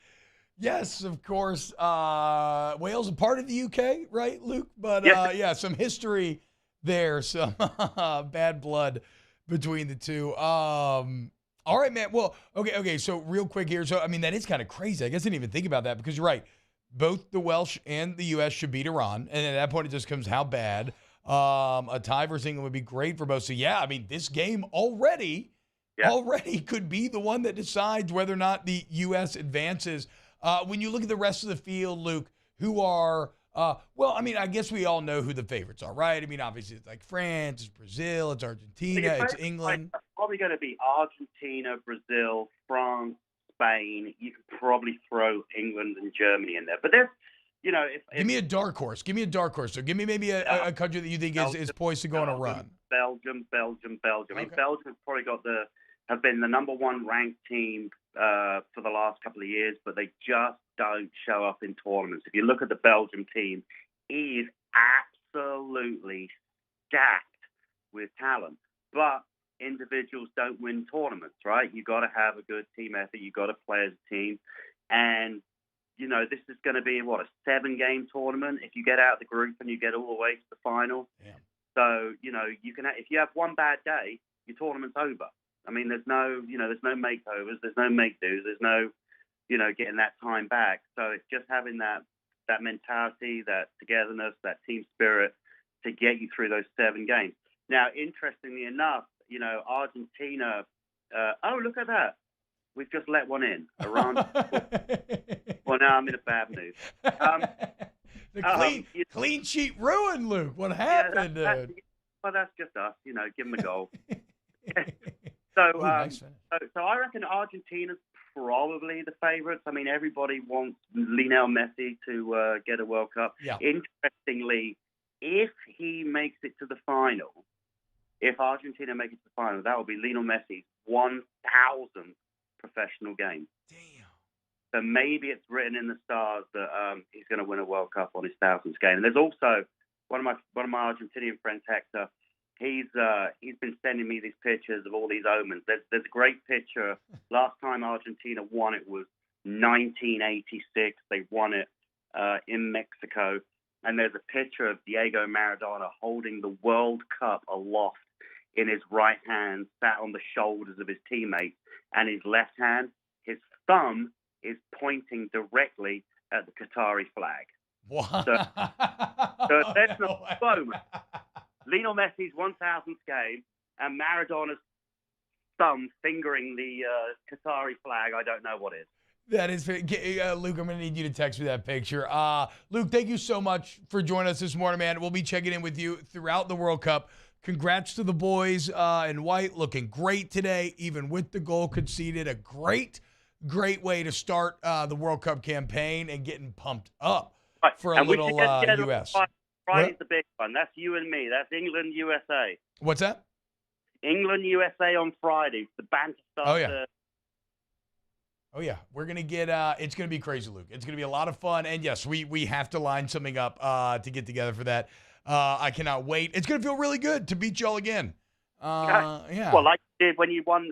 I remember that New York Post headline after you tied 0-0, and it was USA wins 0-0. Yeah, exactly, dude. Well, no, I was talking about the Revolutionary War, Luke, you bum, and the War of 1812. Got your ass kicked twice since your home packing.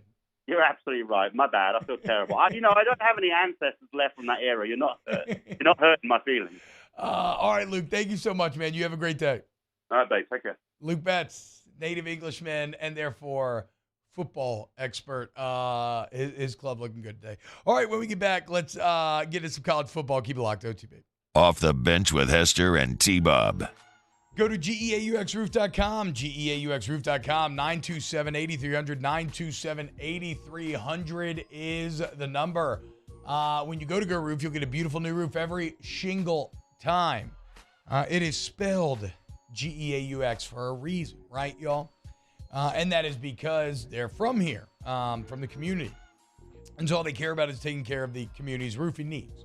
And that's why they give you the free professional estimate. More importantly, that's why they give you the 2-year workmanship guarantee. That's on top of the manufacturer warranty, right? So you already have some level of built-in protection from that manufacturer warranty, but Go Roof goes the extra mile, okay? And they stand by their work, the quality of their work, and that's where the 2-year workmanship guarantee comes in. And what that means for you is that you can have great peace of mind once the work is done. So call them up. When they answer the phone, hit them with the roofs up. Be roof fixed. They got you. Go Roof! Our listeners fire off their opinions on the jimsfirearms.net hotline at 499-1045. Keep listening for your next chance to shoot us your thoughts with the jimsfirearms.net hotline on 1045 ESPN Baton Rouge. It's no secret. The best oysters in Baton Rouge are at Jolie Pearl Oyster Bar. Enjoy mouth-watering South Louisiana flavor and oysters from all over the country. And don't forget our nightly drink specials.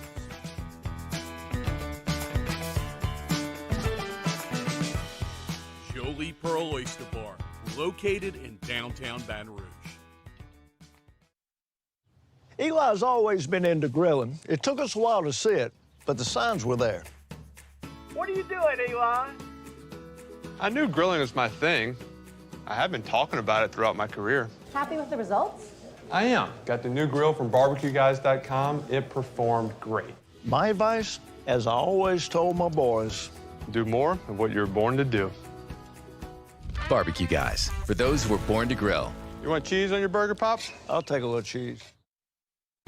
I'm Jay Ducote. I grew up learning how to cook at LSU tailgate parties and right in my own backyard. And I created JD's Louisiana Products to bring that Louisiana flavor to you at home for your backyard cookout. JD's Louisiana Barbecue Sauce, Louisiana Molasses Mustard, Spicy and Sweet Barbecue Rub, and more are available at your local supermarkets or by logging on to jdacody.com/shop. Put in promo code CST for 25% off at checkout. Crime has serious consequences, but anyone can make a mistake. If you find yourself in trouble with the law, know that you have rights, and it's okay to demand them. The law offices of O.C. Brown are here to protect you and your rights. Felony or misdemeanor, DUI or drug charge. No matter what crime you're accused of, you still have rights. Let the law offices of O.C. Brown uphold them. Call 225-343-1111. Your law firm for a lifetime. Want more customers? Running Boards Marketing can help you get their attention.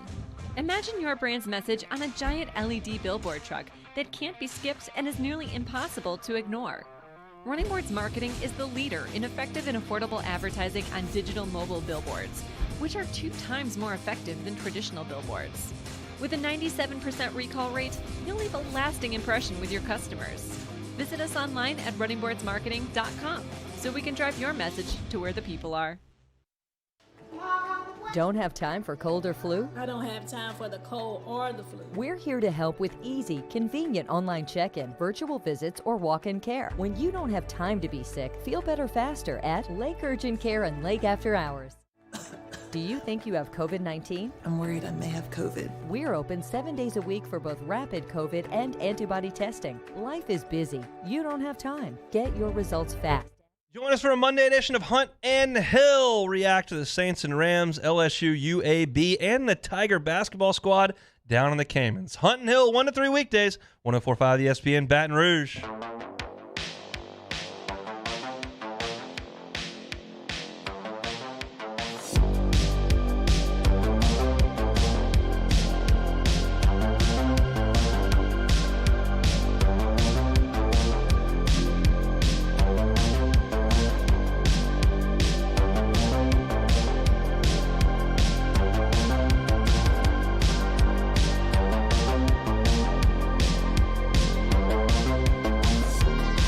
All-Star Toyota presents Off the Bench with Hester and T-Bob. ESPN Baton Rouge, New Orleans, Alexandria, and 1130 The Tiger.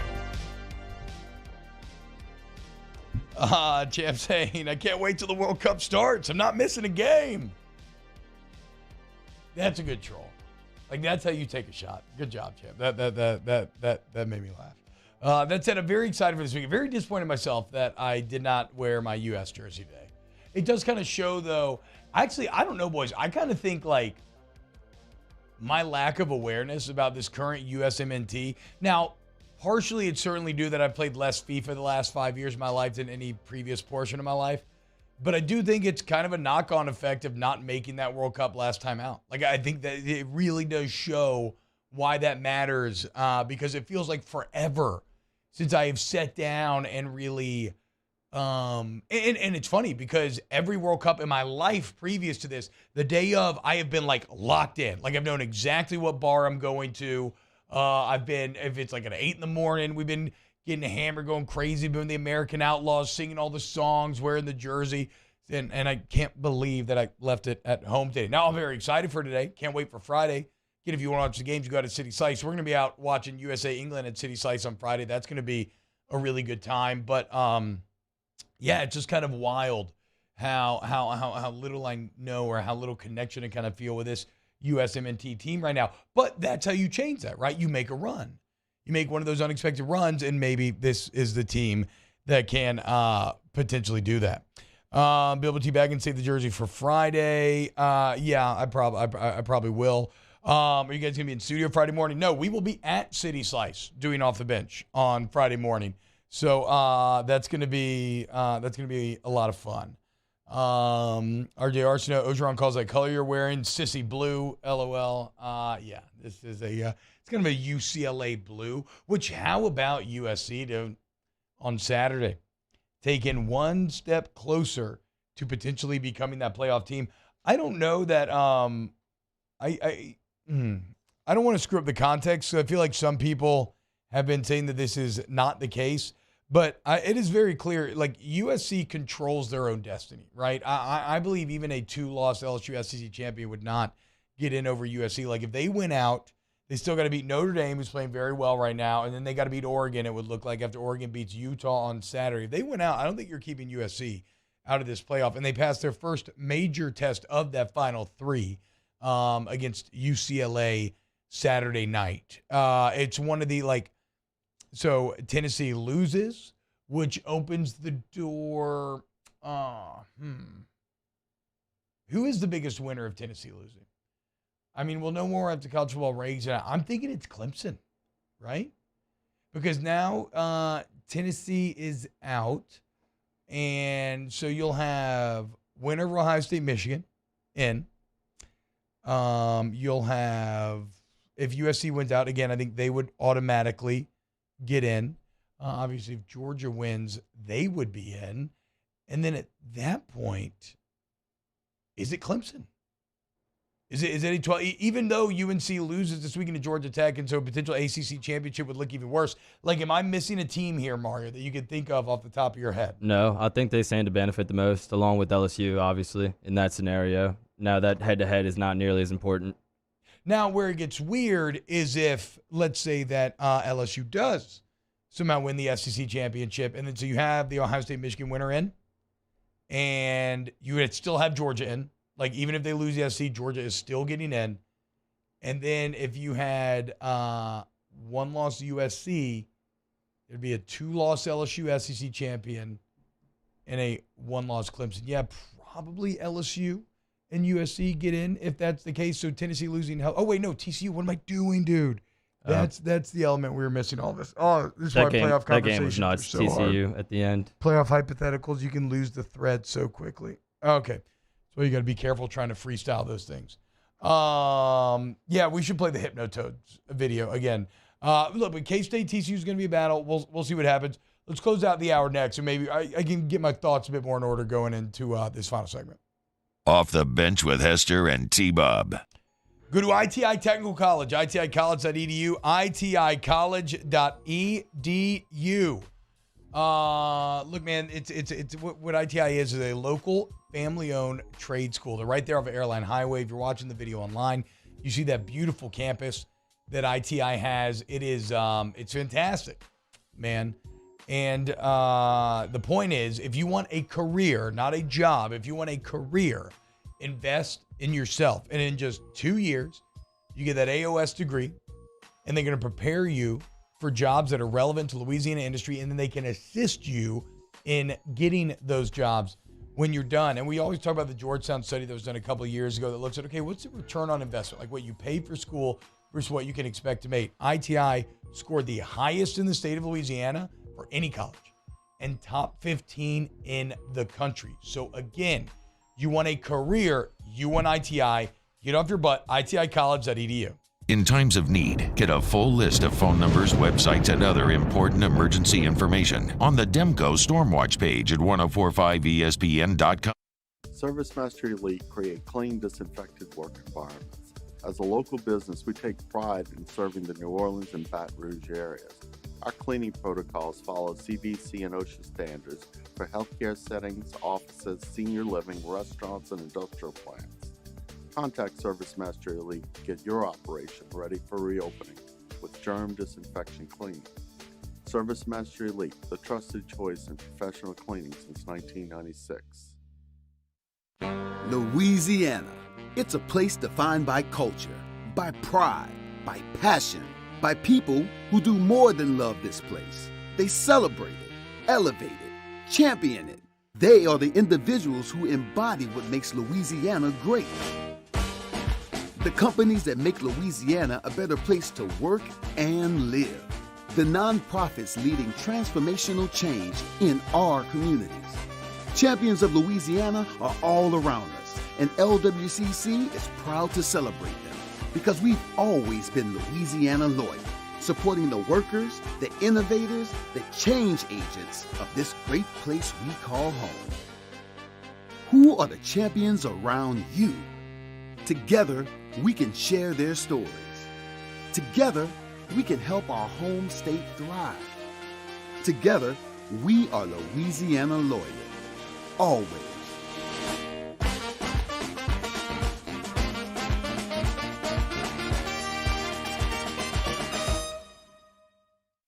There's nothing better than tailgating, but it can be a lot of work. So why do it yourself when you don't have to? Let Revelry Sports and Entertainment set up your luxury tailgate on campus. Order what you want and just show up to party. Book your tailgate today at revelryteam.com. Revelry Sports, the official tailgate partner of LSU Athletics.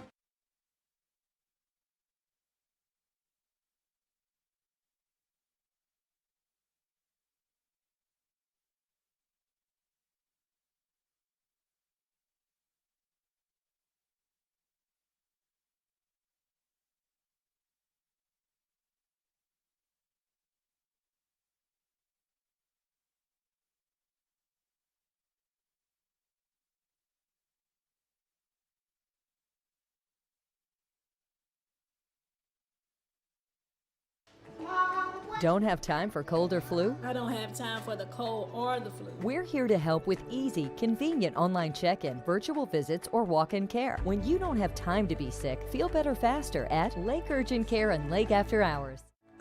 Do you think you have COVID-19? I'm worried I may have COVID. We're open 7 days a week for both rapid COVID and antibody testing. Life is busy. You don't have time. Get your results fast at Lake Urgent Care and Lake After Hours.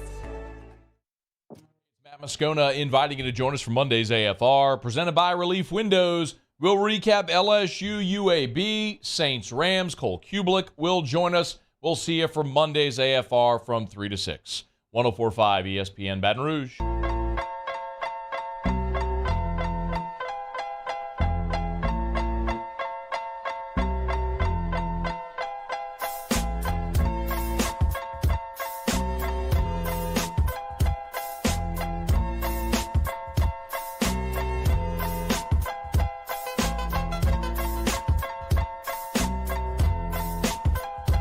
All-Star Toyota presents Off the Bench with Hester and T-Bob. ESPN Baton Rouge, New Orleans, Alexandria, and 1130 The Tiger.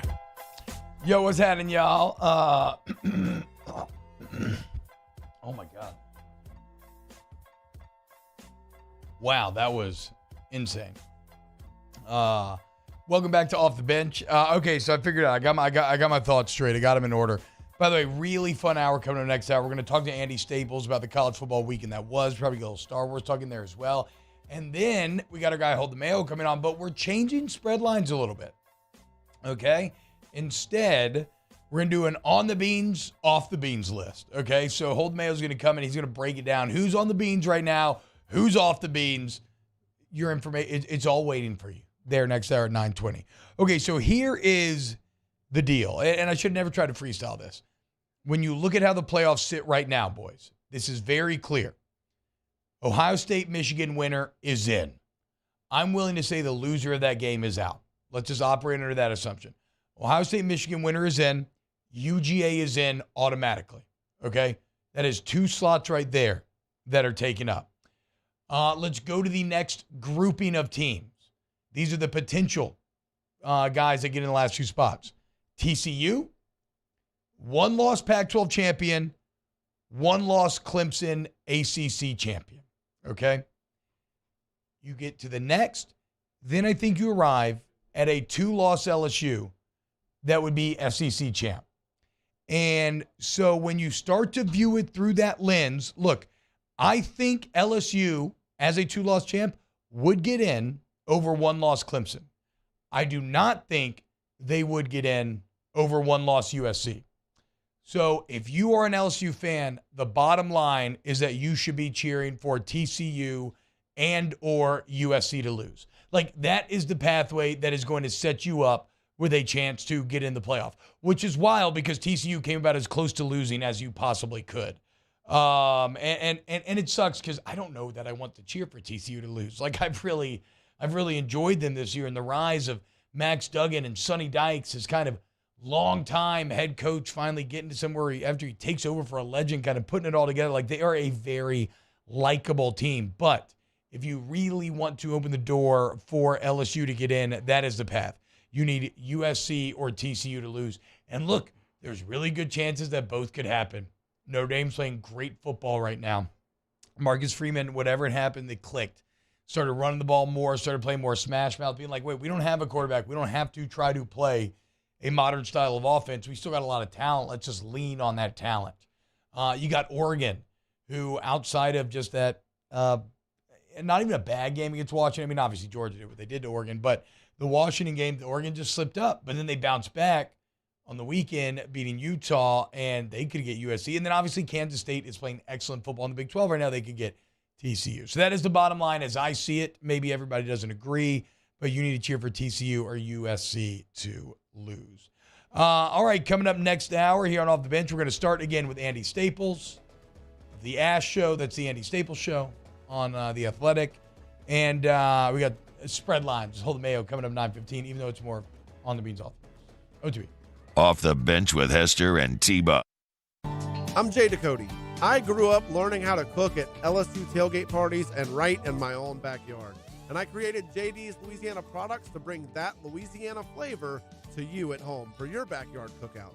JD's Louisiana barbecue sauce, Louisiana molasses mustard, spicy and sweet barbecue rub, and more are available at your local supermarkets or by logging on to jducote.com/shop. Put in promo code CST for 25% off at checkout. Louisiana. It's a place defined by culture, by pride, by passion, by people who do more than love this place. They celebrate it, elevate it, champion it. They are the individuals who embody what makes Louisiana great. The companies that make Louisiana a better place to work and live. The nonprofits leading transformational change in our communities. Champions of Louisiana are all around us, and LWCC is proud to celebrate them because we've always been Louisiana loyal, supporting the workers, the innovators, the change agents of this great place we call home. Who are the champions around you? Together, we can share their stories. Together, we can help our home state thrive. Together, we are Louisiana loyal. Always.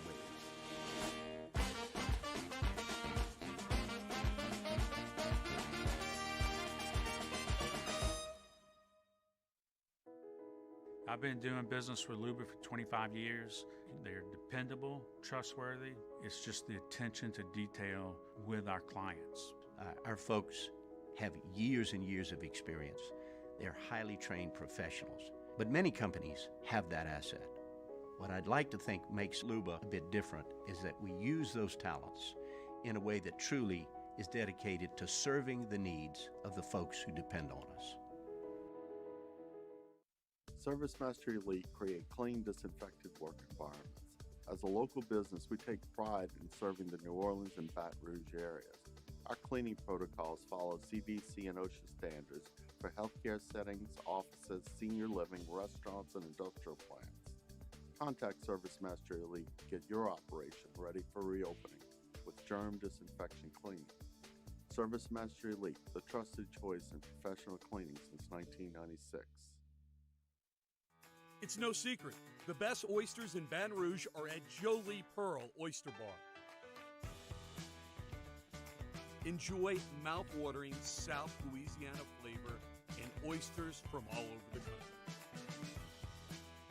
And don't forget our nightly drink specials.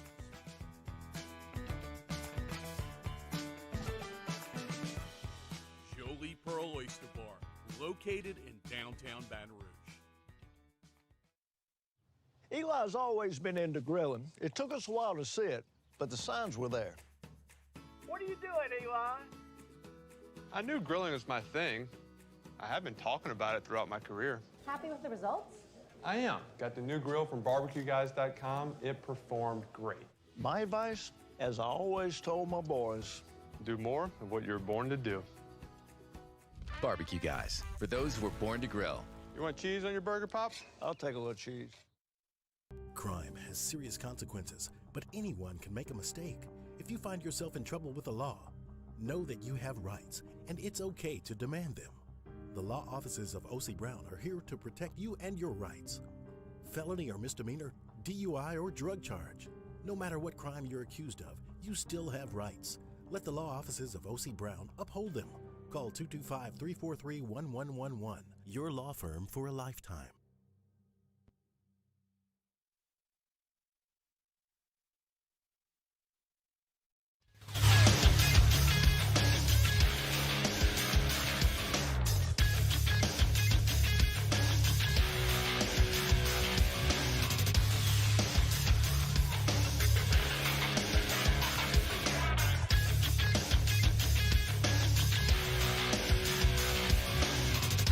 Good morning, everybody. It is 9 a.m. on Monday, November 21st. Your government taco forecast in Baton Rouge. Expect cloudy skies with a high of 59. Coming up on OTBOT, we talk college football with Andy Staples of The Athletic up next, and Hold the Mayo joins the show at 9:15 for Spread Lines. You can follow today's show on Twitter, Instagram, and TikTok at OTB_ESPN. Or catch us on YouTube at the 1045 ESPN channel and subscribe for daily content. OTBOT, live from the Mercedes-Benz of Baton Rouge studio, starts now. All-Star Toyota presents Off the Bench with Jacob Hester and T-Bob Hebert. Yeah. Off the Bench with Hester and T-Bob. Hey, P, they said I got to come off the bench. All-Star Toyota presents Off the Bench with Hester and T-Bob. Yo, yo, yo. Oh, man, the English pouring it on. At this point, 6-1 up on Iran right here in the opening game of Group B of the World Cup. Right now, it is my pleasure to open up this hour with one of my favorite people in the college football world. Oh, my God, look at Michael Irvin and Stephen A. right here. This is some TV gold. I wish I could hear it. But it is my pleasure to open up one of my favorite people in the college football world, and that is my guy, Andy Staples, host of The Andy Staples Show. Catch all of his work on The Athletic. He is the man. He looks incredible. He eats great food, does great writing. He's a massive Star Wars guy. I do have a Jack Porkins shirt on this morning, Andy, just so you know. What's going on, man? Thank you so much for joining us. Oh, well, I watched the most recent Andor in preparation for this episode, yes. And because we haven't even gotten to talk about it, but the most amazing thing to me is how it has shown the sheer bureaucracy of the Empire. Like, I'm not going to do too many spoilers, but there was a tractor beam that got destroyed in this most recent episode. Can you imagine the paperwork after that? No, not especially not after we've seen the just kind of the endless cubicle scene that, is very much a jail in its own right. It's one of my favorite. It's one of my favorite parts of the show. And again, I'll keep it as spoiler-free as possible. But it is the insight into the day-to-day life of what it's like, not just living under the Empire, right? But working under the Empire, existing under it. And look, I think, Andy, am I off base here in saying that, at this point, I feel like this may be a top 3 Star Wars thing ever made. Not just new.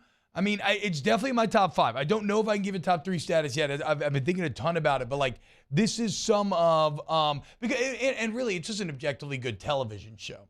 Like the same way that I just enjoyed Blackbird on Apple TV, right? This is just a good television show. The fact that it is taking place in the Star Wars universe just has it much more entrenched in my brain. It's a good drama, but it's a little choppy. They do a lot of setting up and then paying off, setting up, paying off, and the setup episodes. I don't know. For really? Example, the White Lotus on HBO, obviously very different genre. Yeah. But I care about what those characters are doing at all times. And the stakes are always very low in the grand scheme. Yeah. But it is so well written and so well acted that I care all the time. And I'm not sure I have cared all the time in Andor. Wow, that is fascinating to me, man, because what you just said about White Lotus is literally to a T how I've described my Andor experiences. Every single minute, even when the first couple episodes were described as a slow burn, I felt like I was on the edge of my seat. Every single minute. It feels like, to me, all the disciplines. When people talk about movie magic, right? It's when all these disparate disciplines come together and you are fully transported. And to me, the music, the production value, the acting, I think everybody is nailing it. The writing It's subtle. It's beautiful. It probably had one of the best monologues in Star Wars history. One of my favorite monologues I've ever seen. And delivered by Skarsgård, which is fantastic. Like, man, that's wild because how you're describing White Lotus, that is exactly how I feel about Andor. So whatever. I think it's fantastic. I cannot wait We've for the not season turned finale. off. Well, we've turned off 87% of the audience. I don't know, dude. I mean, I think I've cultivated our audience to a point where they know the score. Right? I mean, like we got a lot of nerds in there, and we kind of do a little spoiler-free Andor talk every single weekend. Okay, so but look, what this shows is that unlike the Empire, diversity of thought and opinion is still allowed and encouraged, and I love seeing the kind of different takes on it from both the. It's weird where it's like. This show almost seems to be reaching people who aren't traditionally Star Wars fans at times, maybe even more than those who are. So I can't wait to see how it finishes this Wednesday. Anything else Star Wars related that you want to talk about, Andy, before we get to college football? I think I'm good. We didn't get a chance to do much on Obi-Wan, but I think we've probably mined enough of that for one day. I think Obi-Wan's really high highs, some low lows. Have you seen Tales of the Jedi? I have not. Ooh, I have not. Okay. I mean, I think all the episodes add up to maybe like right under an hour. I highly, highly recommend Tales of the Jedi. It is a deepening of Filoni's philosophy on Star Wars, and it is chef's kiss. Beautiful. All right, Andy, let's talk college football. Big weekend of college football. One of the most shocking, and to me, a great example of why we have to respect resumes. We have to respect actually winning games. I know we all think we know who is better, and I know that they probably are. But South Carolina, Tennessee proves that you never actually know what's going to happen. It is unfathomable what you saw out of Spencer Rattler on Saturday. And Andy, I can't help but be a bit devastated for Volunteer fans and how quickly this all came crumbling down. I mean, it took 60 minutes. It feels somewhat like 2016 again, not completely, because I think they're still going to be able to go to a New Year's Six game, and Tennessee hasn't done anything like that in a long time. But it just ended like, and South Carolina hasn't done that to anyone. Yeah, like they didn't do that to Georgia State. I don't know how that happened. And South Carolina played Florida last week, and it's a prime example of 18 to 22-year-olds are the least consistent human beings in the world. But if you watch Florida, South Carolina, you'd go, okay, Florida's going to beat Vanderbilt by 60, and South Carolina's going to lose by 50 to Tennessee. Florida lost to Vanderbilt. Yeah. And then you saw what happened with South Carolina and Tennessee. It was bizarre. I don't understand. I feel just awful for Hendon Hooker. I hate to see it end that way for him, but what he's done for that program long term, I think is going to be remembered for a long, long time. Yeah, it's I mean that part of it is just devastating. Like nobody, it's the worst part of football. It's something that we all hate, that we all wish was avoidable, and it is the ultimate salt in the wound sort of moment. Like I always think about the movie, the remake of Texas Chainsaw Massacre, when Leatherface cuts off the kid's legs and then he grabs these bag of salt and he just jams the salt up into the bloody stumps. And that was essentially what happened in Tennessee on Saturday. Just a brutal night for the Volunteers. It does shake up, though, on a day in which underdogs fought hard, but for the most part, the contenders ended up finding a way to win. That does shake things up a bit. Andy, I get very wary of dealing with playoff hypotheticals, but I'm going to lay one out for you, and I want you to tell me if you agree or not. Okay. Ohio State, Michigan winner is obviously going to be in. Correct. UGA is in no matter what. Yep. Then I have this next grouping of teams as TCU. And by the way, the premise of this is I'm trying to help LSU fans to know who they should be cheering for. Then I have TCU, one loss USC as a Pac-12 champion, one loss Clemson as an ACC champion. Let's say LSU wins the SEC.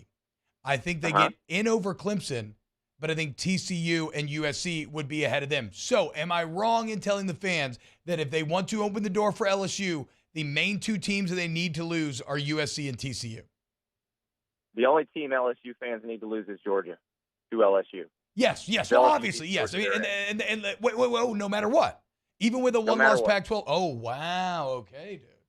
Even with an undefeated TCU and USC floating out there? They'd get in over USC. Undefeated TCU would be in, but they'd get in over USC in that scenario. Damn. Even with USC getting the momentum of, that would be them beating Notre Dame. It'd be them beating Oregon. That still wouldn't be enough.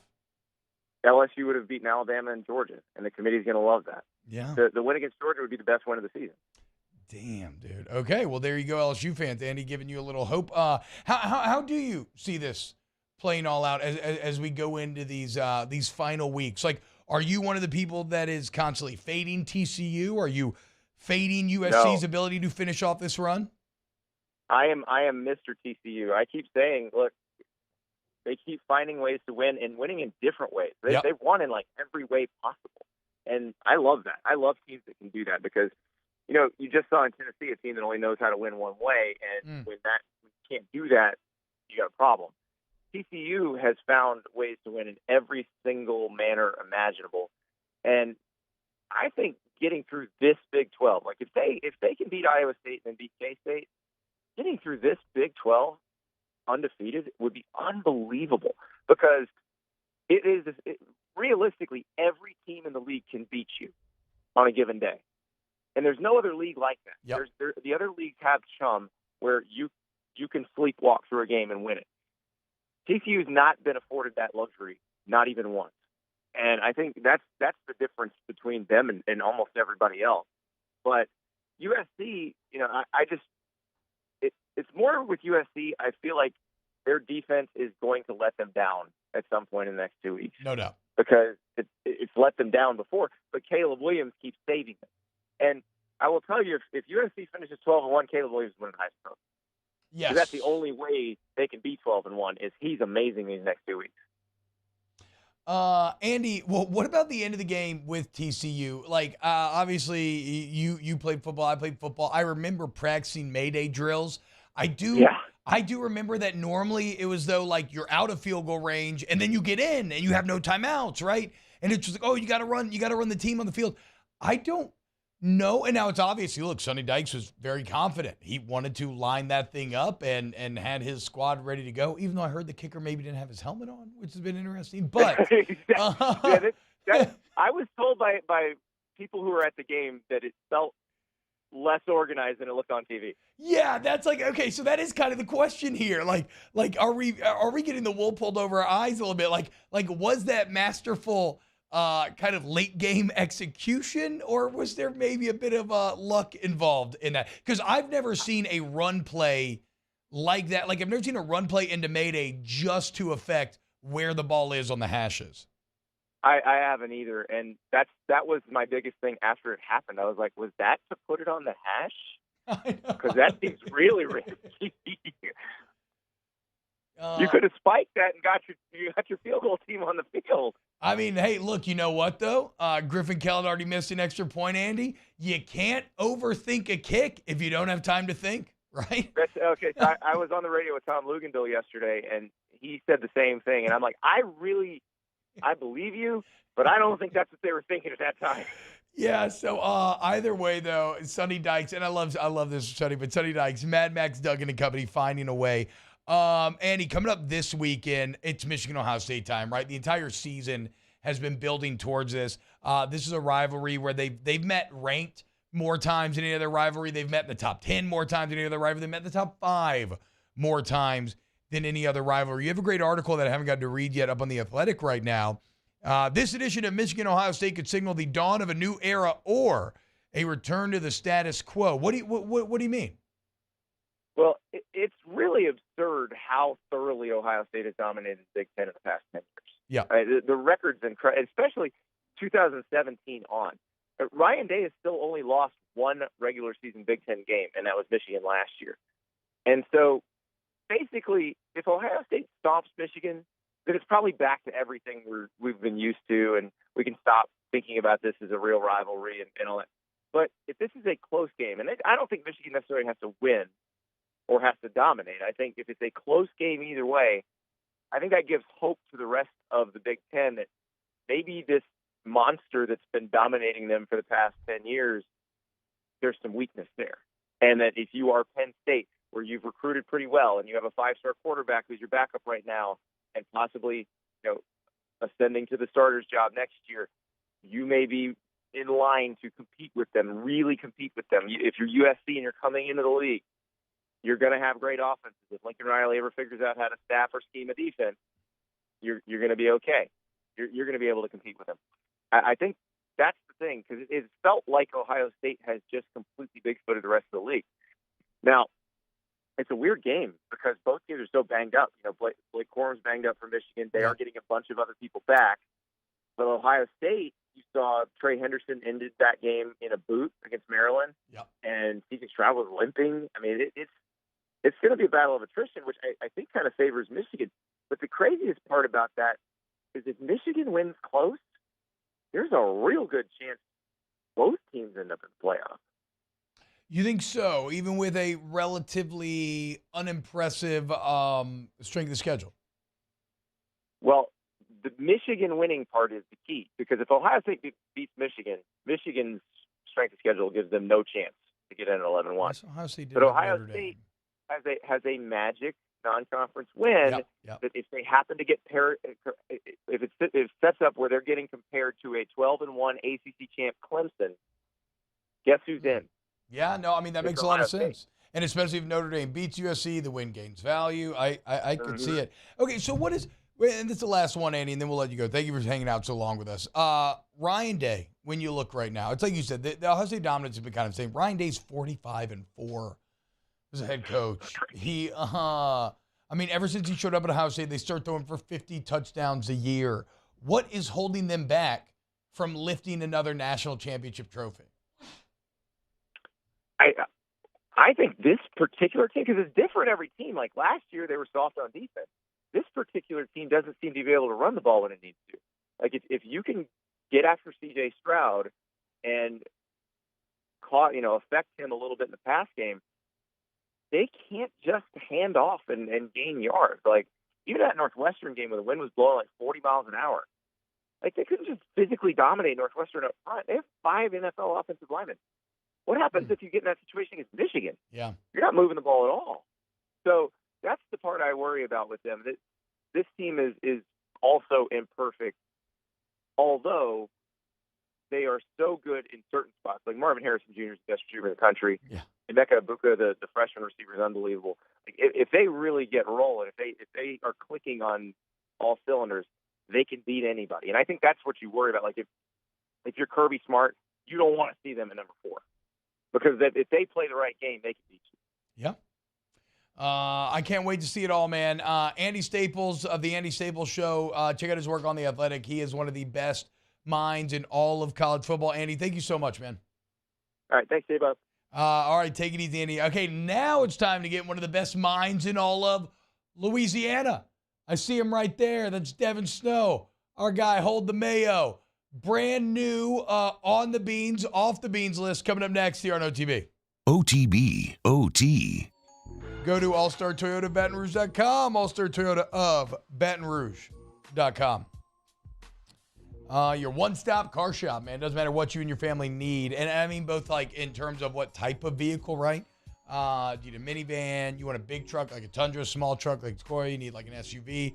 Whatever the case may be, they have it for you. But even if you're looking to buy new, maybe you want to rent, maybe you want to lease, the rental's interesting because it's actually cheaper than your per-day rental pricing at like traditional rental companies. And then, of course, like everywhere else, they want to buy your car right now as well. So you can go in there, get massive value when you trade in your car, and then turn right around and have them get whatever you need. Maybe it's the murdered-out minivan. That's up to you. Only you can step through those glorious sliding doors like I have. They're incredible. The point is, I love being a part of the All-Star family, from the service, the employees, the sales staff, everybody. They're just top-notch. They're all-stars. Go to All-Star Toyota at BatonRouge.com today. Professional golfers John Peterson and JJ Colleen answer all your golf and life questions inside the new Drop Biscuit. Hey, what's up, Mayo? Does everything sound better now? Don't have time for cold or flu? I don't have time for the cold or the flu. We're here to help with easy, convenient online check-in, virtual visits, or walk-in care. When you don't have time to be sick, feel better faster at Lake Urgent Care and Lake After Hours. Do you think you have COVID-19? I'm worried I may have COVID. We're open 7 days a week for both rapid COVID and antibody testing. Life is busy. You don't have time. Get your results fast at Lake Urgent Care and Lake After Hours.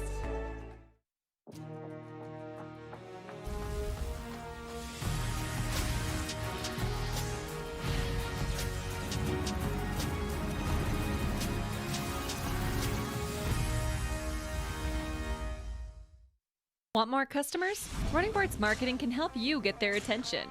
Imagine your brand's message on a giant LED billboard truck that can't be skipped and is nearly impossible to ignore. Running Boards Marketing is the leader in effective and affordable advertising on digital mobile billboards, which are 2 times more effective than traditional billboards. With a 97% recall rate, you'll leave a lasting impression with your customers. Visit us online at runningboardsmarketing.com so we can drive your message to where the people are. I've been doing business with Luba for 25 years. They're dependable, trustworthy. It's just the attention to detail with our clients. Our folks have years and years of experience. They're highly trained professionals, but many companies have that asset. What I'd like to think makes Luba a bit different is that we use those talents in a way that truly is dedicated to serving the needs of the folks who depend on us. Gulf Coast Office Products is a nationally recognized Savin office equipment dealer based right here in Louisiana. Over 100 employees strong, Gulf Coast has the boots on the ground to support all vertical markets from education, engineering, legal, and finance. With the latest in office technology from desktop to production segment units, Gulf Coast and Savin have the perfect fit for you. Call 225-756-2644. That's 756-2644 for Gulf Coast Office Products. There it is, the extra mile, on the border of expected and extraordinary, for those willing to go further, like vans customized for work or play, with safety and tech to keep you connected, supported by a 5-star sales, service, and finance team, and backed by the 1-star you know. So go the extra mile. It's never crowded, because so few have what it takes to go there. Mercedes-Benz Vans. Louisiana. It's a place defined by culture, by pride, by passion, by people who do more than love this place. They celebrate it, elevate it. Monday evening edition of Game Time presented by Bet Rivers. We're live at Rouge Creole in Perkins Row, recapping all of the college and NFL action from the weekend on 104.5 ESPN Baton Rouge.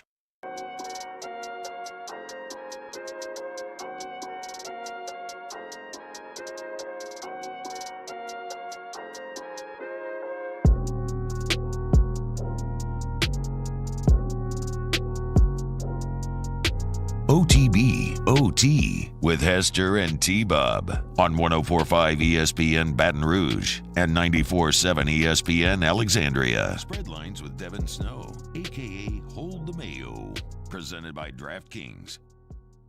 Yo, what's happening, y'all? Again, Spread Lines brought to you by DraftKings. We have to change up that imaging, though, because we're gonna mix it up a little bit.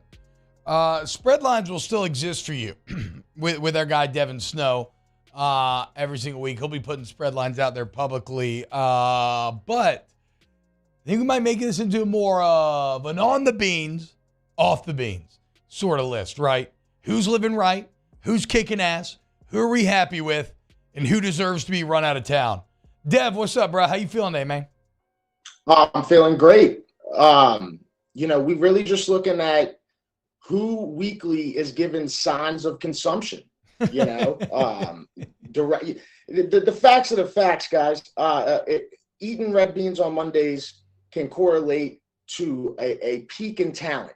And that's the list I have in. I also have the list that recognizes the ones that are clearly not on the beans because, some people skip some weeks. Some people just don't entertain it. So it goes both ways. I've tweeted out these lists. We're not going to be able to get into all of them. So I'm going to ask you about the ones that I find to be the most interesting here.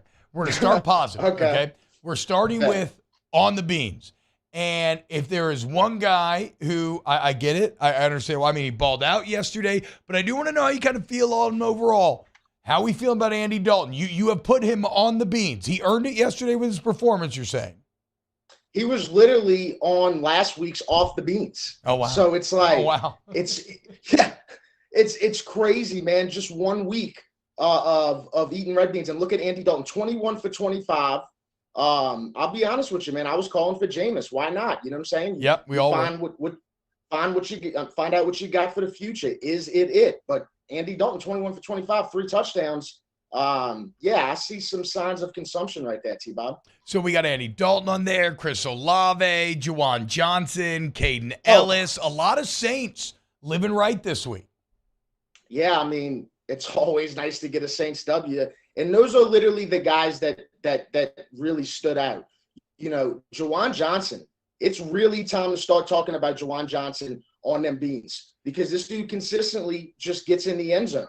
So I got no problem putting him on there. Chris Olave, obviously, on the beans. Also another one, Tajay Spears, T-Bob.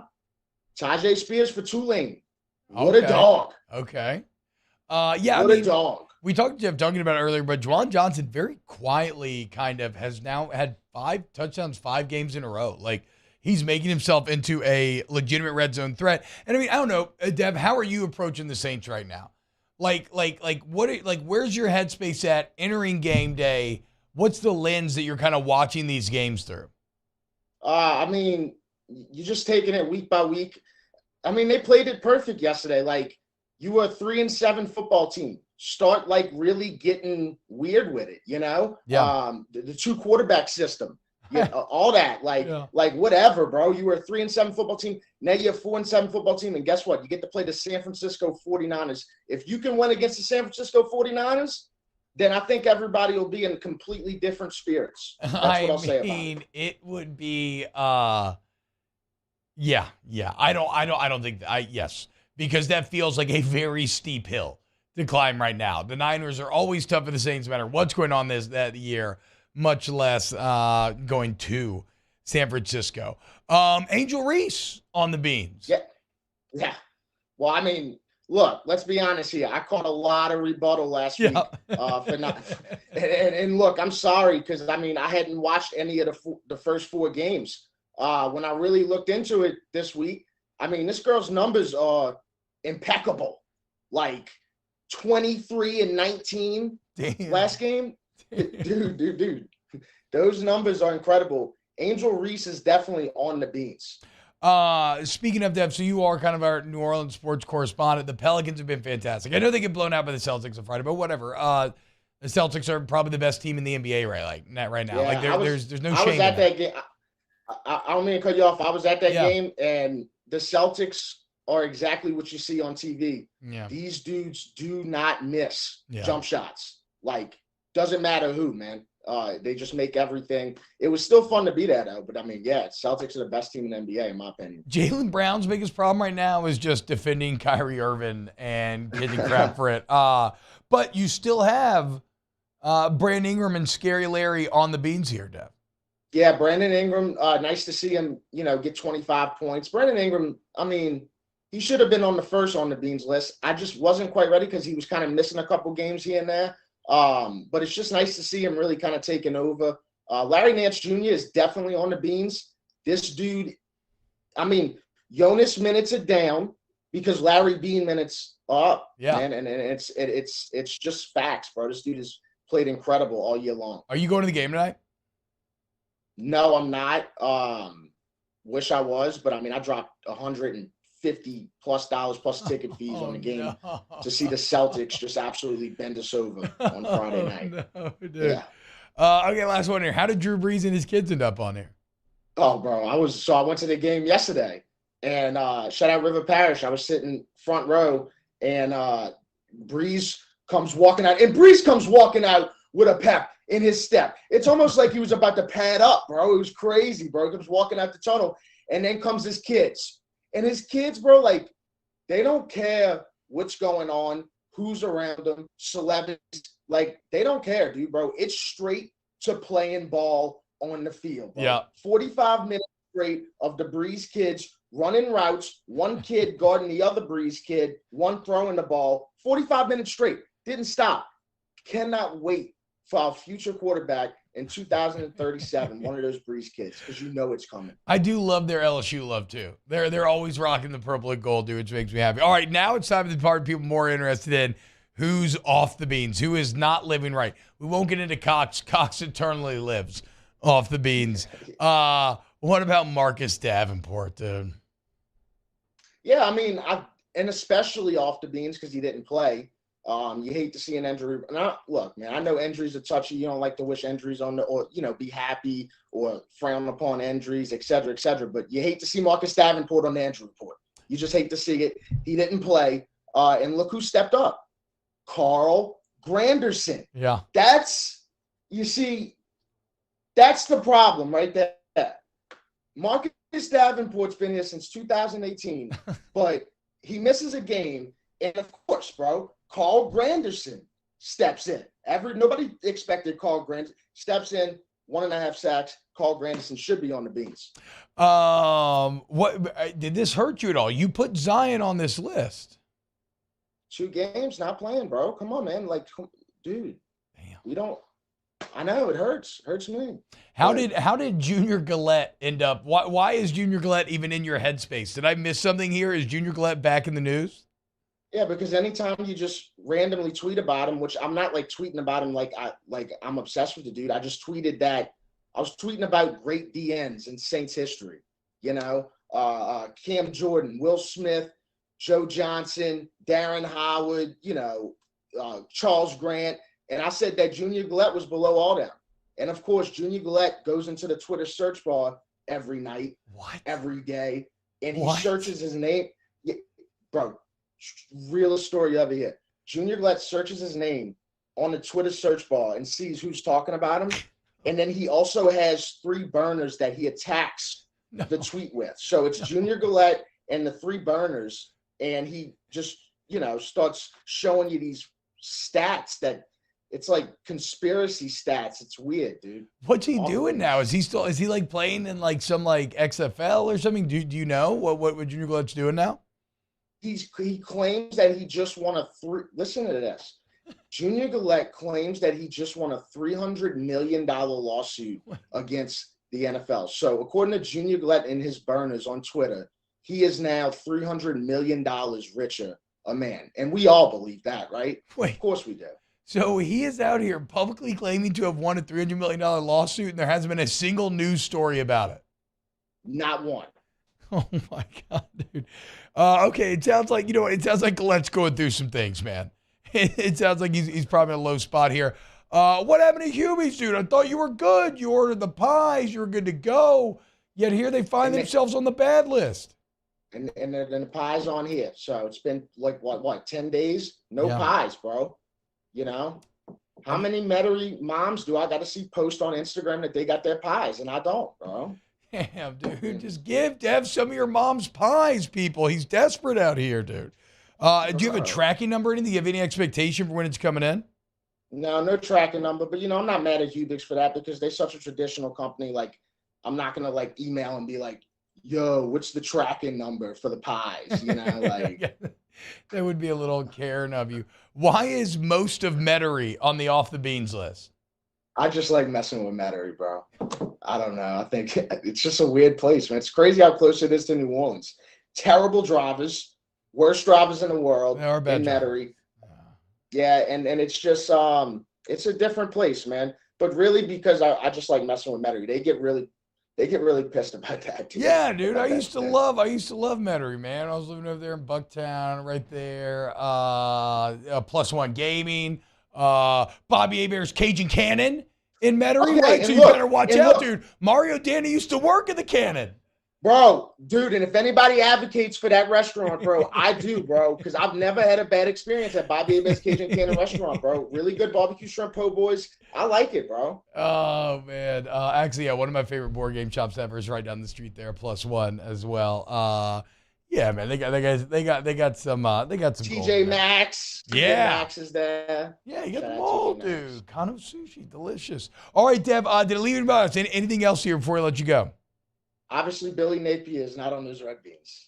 Yeah, I know, dude. I know. This is the first loss where, like anything else, if I'm a Florida fan, I could kind of mental gymnastics my way out of it, right? Like year one, Billy Napier, et cetera, et cetera. But getting embarrassed by Vanderbilt like that, like this is the one where if you're a Florida fan, you're legitimately pissed and you have like an actual case to be pissed. Yeah, it's like losing a fight to a teenager. It's terrible. It is awful. Dev, what you got going on at atmsports.com today? Anything at the shop? Better on the Beans. That was my shirt drop today. So I got some Better on the Beans pocket shirts, comfort colors that are in there. And I also released the original All Being All Day pocket shirts. But I'm gonna tell you right now, I think they already sold out. So that's go. Yeah, and then All Being All Day 133, and also the World Cup, bro. Shout out England right now, bro. Shout out England because England I got that beans. parlay in. Oh, okay. England and Raheem Sterling to score plus 460. Shout out England. What a great start to the World Cup. Shout out DraftKings. Wait, so you do have parlay addicts on your off the bean list, though? Right. I'm not an addict, though. Okay. Parlay addicts will send them to all their friends. They keep sending you big long parlays, and I have too many people doing that. It's really disgusting. Well, it's out of control, and then people get pissed when they lose. They're like, "I only missed by one leg." It's like that's the point. Why do you think you're getting 8-1 payouts? Because you're not gonna win. Like you're not gonna win. That's kind of how it works. Now, a nice, responsible winner, a 2-leg parlay, like there you go. That's how you start stacking. Unless you're Jake Hester. Jake Hester constantly turns in ridiculous parlays. I don't know how. Yeah, just a 2-legger, bro. Like people who do the 7 and 8 legs, man, y'all are a different type of human. That's all I'm gonna say. Except for Jake. Jake really does hit them. I've never seen anything like it. All right, Deb. Well, you have a great day, man. All right, man. Take care. Deb Snow, a.k.a. Hold the Mayo, Snow Like John on Twitter, atmsports.com. RB&R Day coming up, atmsports.com/shop. Shout out DraftKings for bringing you that. More OTB. Talk a little Pels next. OTB, OT. Go to Riverlands Insurance today. Riverlands Insurance, and specifically, I want you to call up my guy Thomas email as he's going to get you right, man. Him or Megan can. 225-206-1517. Call up Thomas's cell phone today. And he's going to ask you for a couple pieces of information. And then at Riverlands, which is one of the fastest growing insurance companies in the entire South. In fact, they're actually the largest progressive writer in the state of Louisiana. But it's not just progressive, right? They get all the policies from all the biggest companies. And the point is you just give him your information, your current insurance setup, and he will go shopping for you. You don't do anything. You just sit back and you reap the benefits. Maybe it's $100, sometimes even $1,000. The point is, though, he can save you money while still getting you the coverage that you need for your situation. Call up Thomas' email today, Riverlands Insurance, riverlandsinsurance.com. Our listeners fire off their opinions on the jimsfirearms.net hotline at 499-1045. Keep listening for your next chance to shoot us your thoughts with the jimsfirearms.net hotline on 1045 ESPN Baton Rouge. I'm Jay Ducote. I grew up learning how to cook at LSU tailgate parties and right in my own backyard. And I created JD's Louisiana products to bring that Louisiana flavor to you at home for your backyard cookout. JD's Louisiana barbecue sauce, Louisiana molasses mustard, spicy and sweet barbecue rub, and more are available at your local supermarkets or by logging on to jducote.com/shop. Put in promo code CST for 25% off at checkout. I've been doing business with Luba for 25 years. They're dependable, trustworthy. It's just the attention to detail with our clients. Our folks have years and years of experience. They're highly trained professionals, but many companies have that asset. What I'd like to think makes Luba a bit different is that we use those talents in a way that truly is dedicated to serving the needs of the folks who depend on us. ServiceMaster Elite create clean, disinfected work environments. As a local business, we take pride in serving the New Orleans and Baton Rouge areas. Our cleaning protocols follow CDC and OSHA standards for healthcare settings, offices, senior living, restaurants, and industrial plants. Contact Service Master Elite to get your operation ready for reopening with germ disinfection cleaning. Service Master Elite, the trusted choice in professional cleaning since 1996. It's no secret. The best oysters in Baton Rouge are at Jolie Pearl Oyster Bar. Enjoy mouth-watering South Louisiana flavor and oysters from all over the country. And don't forget our nightly drink specials.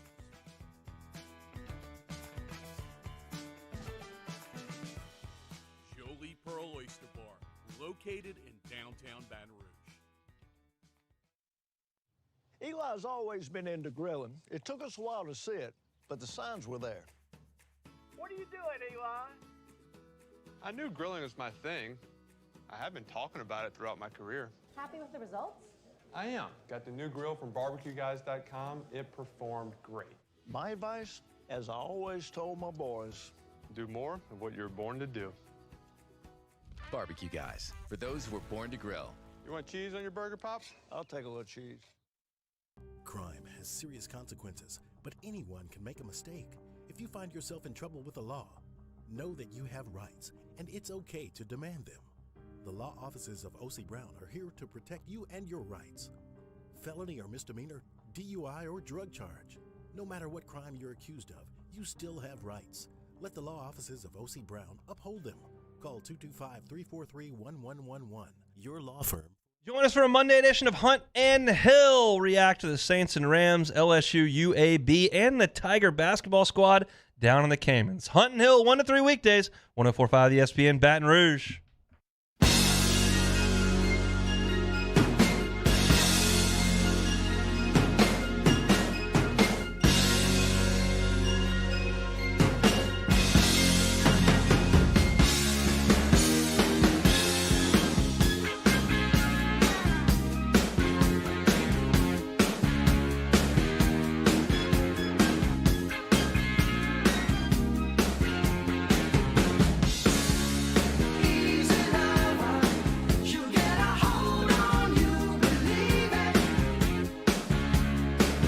OTB OT with Hester and T-Bob on 104.5 ESPN Baton Rouge and 94.7 ESPN Alexandria.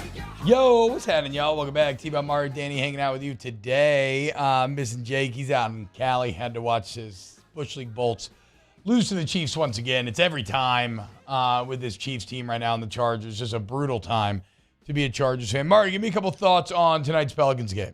Zion probable to return. Let's go. That's the big story. Don't know what happens. Don't know what's going to happen with the Warriors players. A lot of times they hold them out on the second end of a back-to-back, but they're under 500 this season. They've really struggled on the road, so that'll kind of be the big key to the game. But it'll be nice to see Zion back either way. Yeah, excited to see Zion back for sure. We'll get there in a minute, Danny. Pop up. What's up? That was an accident. I didn't mean to hit that. Busta. Complete Busta move. Yeah, I'm excited to watch the Pels tonight. We'll see. Did they just beat the Warriors win? A couple weeks ago. Yeah, right. It was pretty recently. Handled business very easy. What's going on with the Warriors this year? Why are they under 500 as defending champs? A lot of people bring up the fight, like destroying team chemistry. That's just an opinion. I don't necessarily think that's what happened, but they lost a couple of key contributors off the bench. Gary Payton Jr. being one, and that second unit has kind of been struggling. They're eventually going to get it together. They're still the Warriors. But I mean, great for the depth of the Pelicans here could be a strength. I feel like the fight thing, that's got to be a bit crazy. I mean, like, if you've had Draymond Green on your team for that long, you know who Draymond Green is. It's not like you're, like, surprised by that. So Draymond Green may be one of the least chill players in the entire NBA. I was shocked by a video that I can't remember exactly where I saw it originally, but you know the Shaq meme, I wasn't familiar with your game. I apologize. That is how I feel. This is Nick Bosa, right? For the Niners. That's how I feel about Nick Bosa, who in my mind, he's obviously always been a pass rushing beast. I've never really heard him talk. And generally, when you're talking about white guys who are elite pass rushers, you're talking about guys who are throwed off, right? guys who have like motors that never stop. They're just like the biggest, angriest meatheads. They're like your J.J. Watt type of guys. Nick Bosa, I was not familiar with your game. And what I mean by that is your personality. This might be the most chill NFL football player I've ever seen. Back, dude. It's not as easy as it looks. We got to make a play on the football, man. That's how we going to win the game. We got to take one, but that's only going to happen if we swarm. Everybody do your assignment, and then once the ball's out, swarm. Can't agree more. Just want to sack the quarterback, dude. I just want to sack the quarterback, dude. And that is comedic genius. So his teammate is giving the pump-up speech there. And for the best player on the team to add a little, can't agree more, man. I really, really like Nick Bosa now. Like, it's crazy. I saw that clip and I immediately kind of fell for him. I just think about like the headspace I used to get in to have to play football, where I would just be so angry and so wound up and like out for blood. And this man is out here killing people and just kind of like, you know, floating around, doing it, just kind of chilling. Shout out Nick Bosa. Shout out you, as we're going to do a little Ask the Bench next. But before we do, to remind you, we talk about DraftKings Hold the Mayo. Download the DraftKings Sportsbook app, promo code Baton Rouge. If you want to play any of these World Cup bets, man, that is the place to do it. They got great boosts, deals going on 24/7. I love DraftKings. You will as well. 21 or older, physically present in Louisiana. Availability varies by parish. Eligibility restrictions apply. Minimum $5 deposit. See DraftKings.com/sportsbook for full terms and conditions. Licensee partner, Golden Nugget, Lake Charles. Gambling problem? Call 1-877-770-STOP. 7867. All right, coming up next, close out the show, a little Ask the Bench. OTB, OT. In times of need, get a full list of phone numbers, websites, and other important emergency information on the Demco Stormwatch page at 1045ESPN.com. Don't have time for cold or flu? I don't have time for the cold or the flu. We're here to help with easy, convenient online check-in, virtual visits, or walk-in care. When you don't have time to be sick, feel better faster at Lake Urgent Care and Lake After Hours. Do you think you have COVID-19? I'm worried I may have COVID. We're open 7 days a week for both rapid COVID and antibody testing. Life is busy. You don't have time. Get your results fast at Lake Urgent Care and Lake After Hours. I've been doing business with Luba for 25 years. They're dependable, trustworthy. It's just the attention to detail with our clients.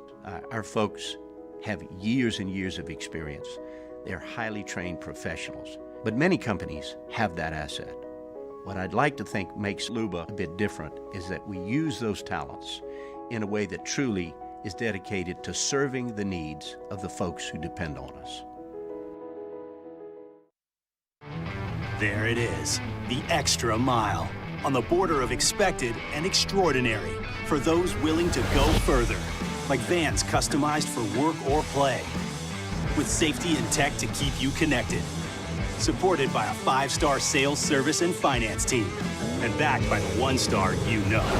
So go the extra mile. It's never crowded, because so few have what it takes to go there. Mercedes-Benz Vans. Louisiana. It's a place defined by culture, by pride, by passion, by people who do more than love this place. They celebrate it, elevate it, champion it. They are the individuals who embody what makes Louisiana great. The companies that make Louisiana a better place to work and live. The nonprofits leading transformational change in our communities. Champions of Louisiana are all around us, and LWCC is proud to celebrate them because we've always been Louisiana loyal, supporting the workers, the innovators, the change agents of this great place we call home. Who are the champions around you? Together, we can share their stories. Together, we can help our home state thrive. Together, we are Louisiana loyal. Always.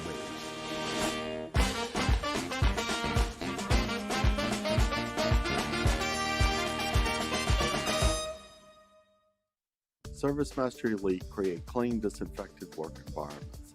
As a local business, we take pride in serving the New Orleans and Baton Rouge areas. Our cleaning protocols follow CDC and OSHA standards for healthcare settings, offices, senior living, restaurants, and industrial plants. Contact Service Master Elite to get your operation ready for reopening with germ disinfection cleaning. Service Master Elite, the trusted choice in professional cleaning since 1996. It's no secret. The best oysters in Baton Rouge are at Jolie Pearl Oyster Bar. Enjoy mouth-watering South Louisiana flavor and oysters from all over the country. And don't forget our nightly drink specials.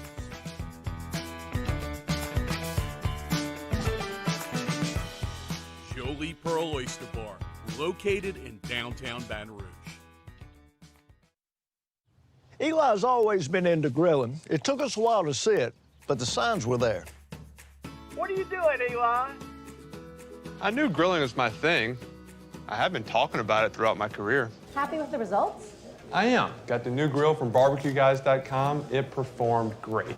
Matt Moscona inviting you to join us for Monday's AFR, presented by Relief Windows. We'll recap LSU UAB, Saints Rams. Cole Kubelik will join us. We'll see you for Monday's AFR from 3 to 6. 104.5 ESPN Baton Rouge.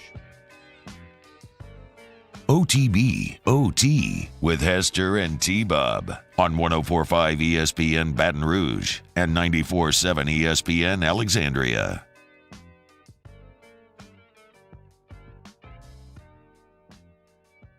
Nick Bosa got me inspired to sit for this final segment. Couldn't agree more, man.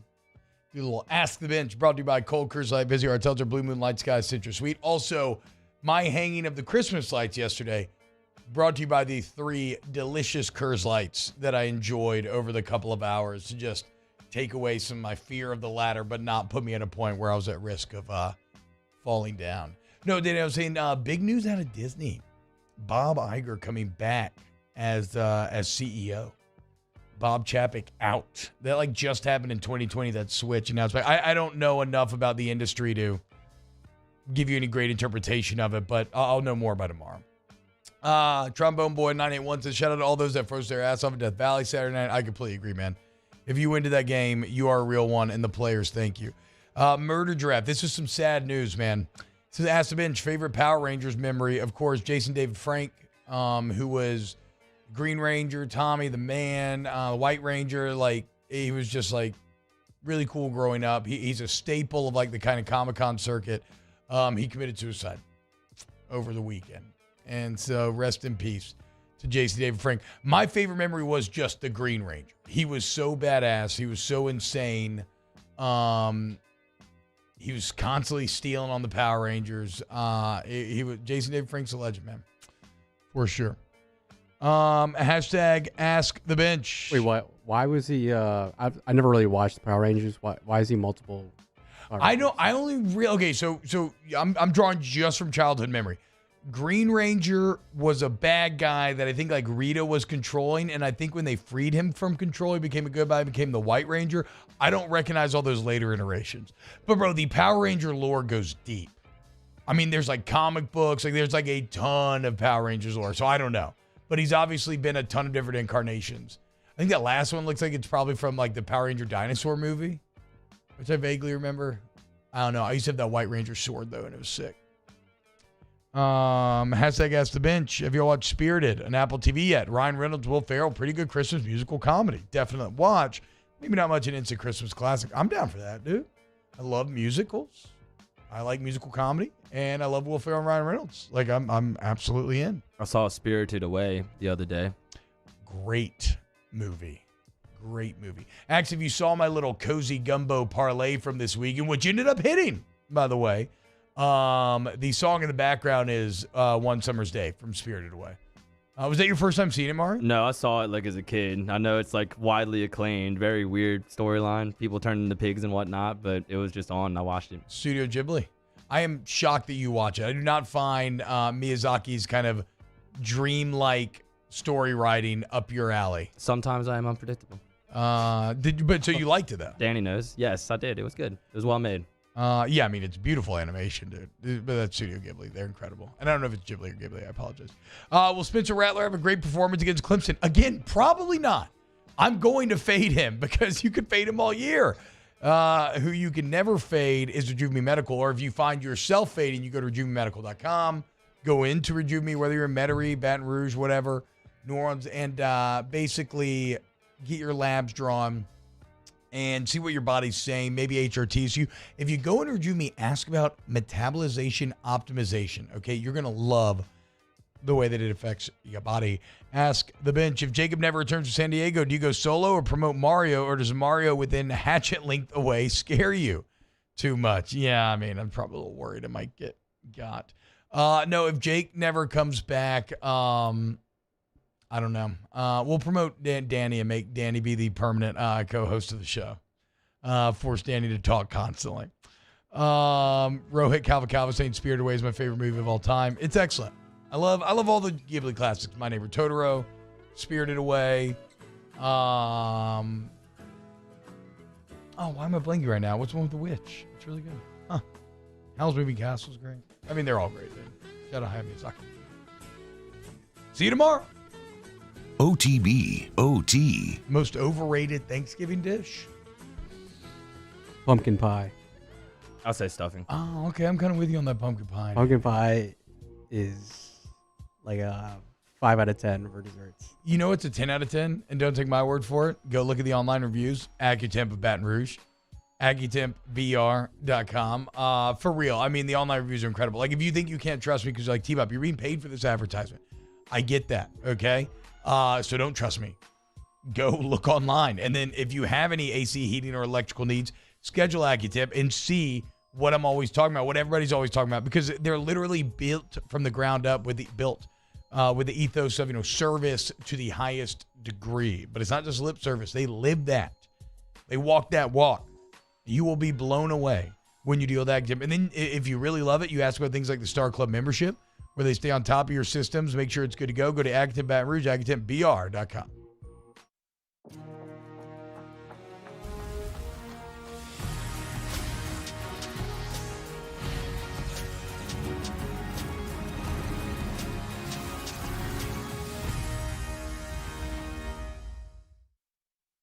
I'm Jay Ducote.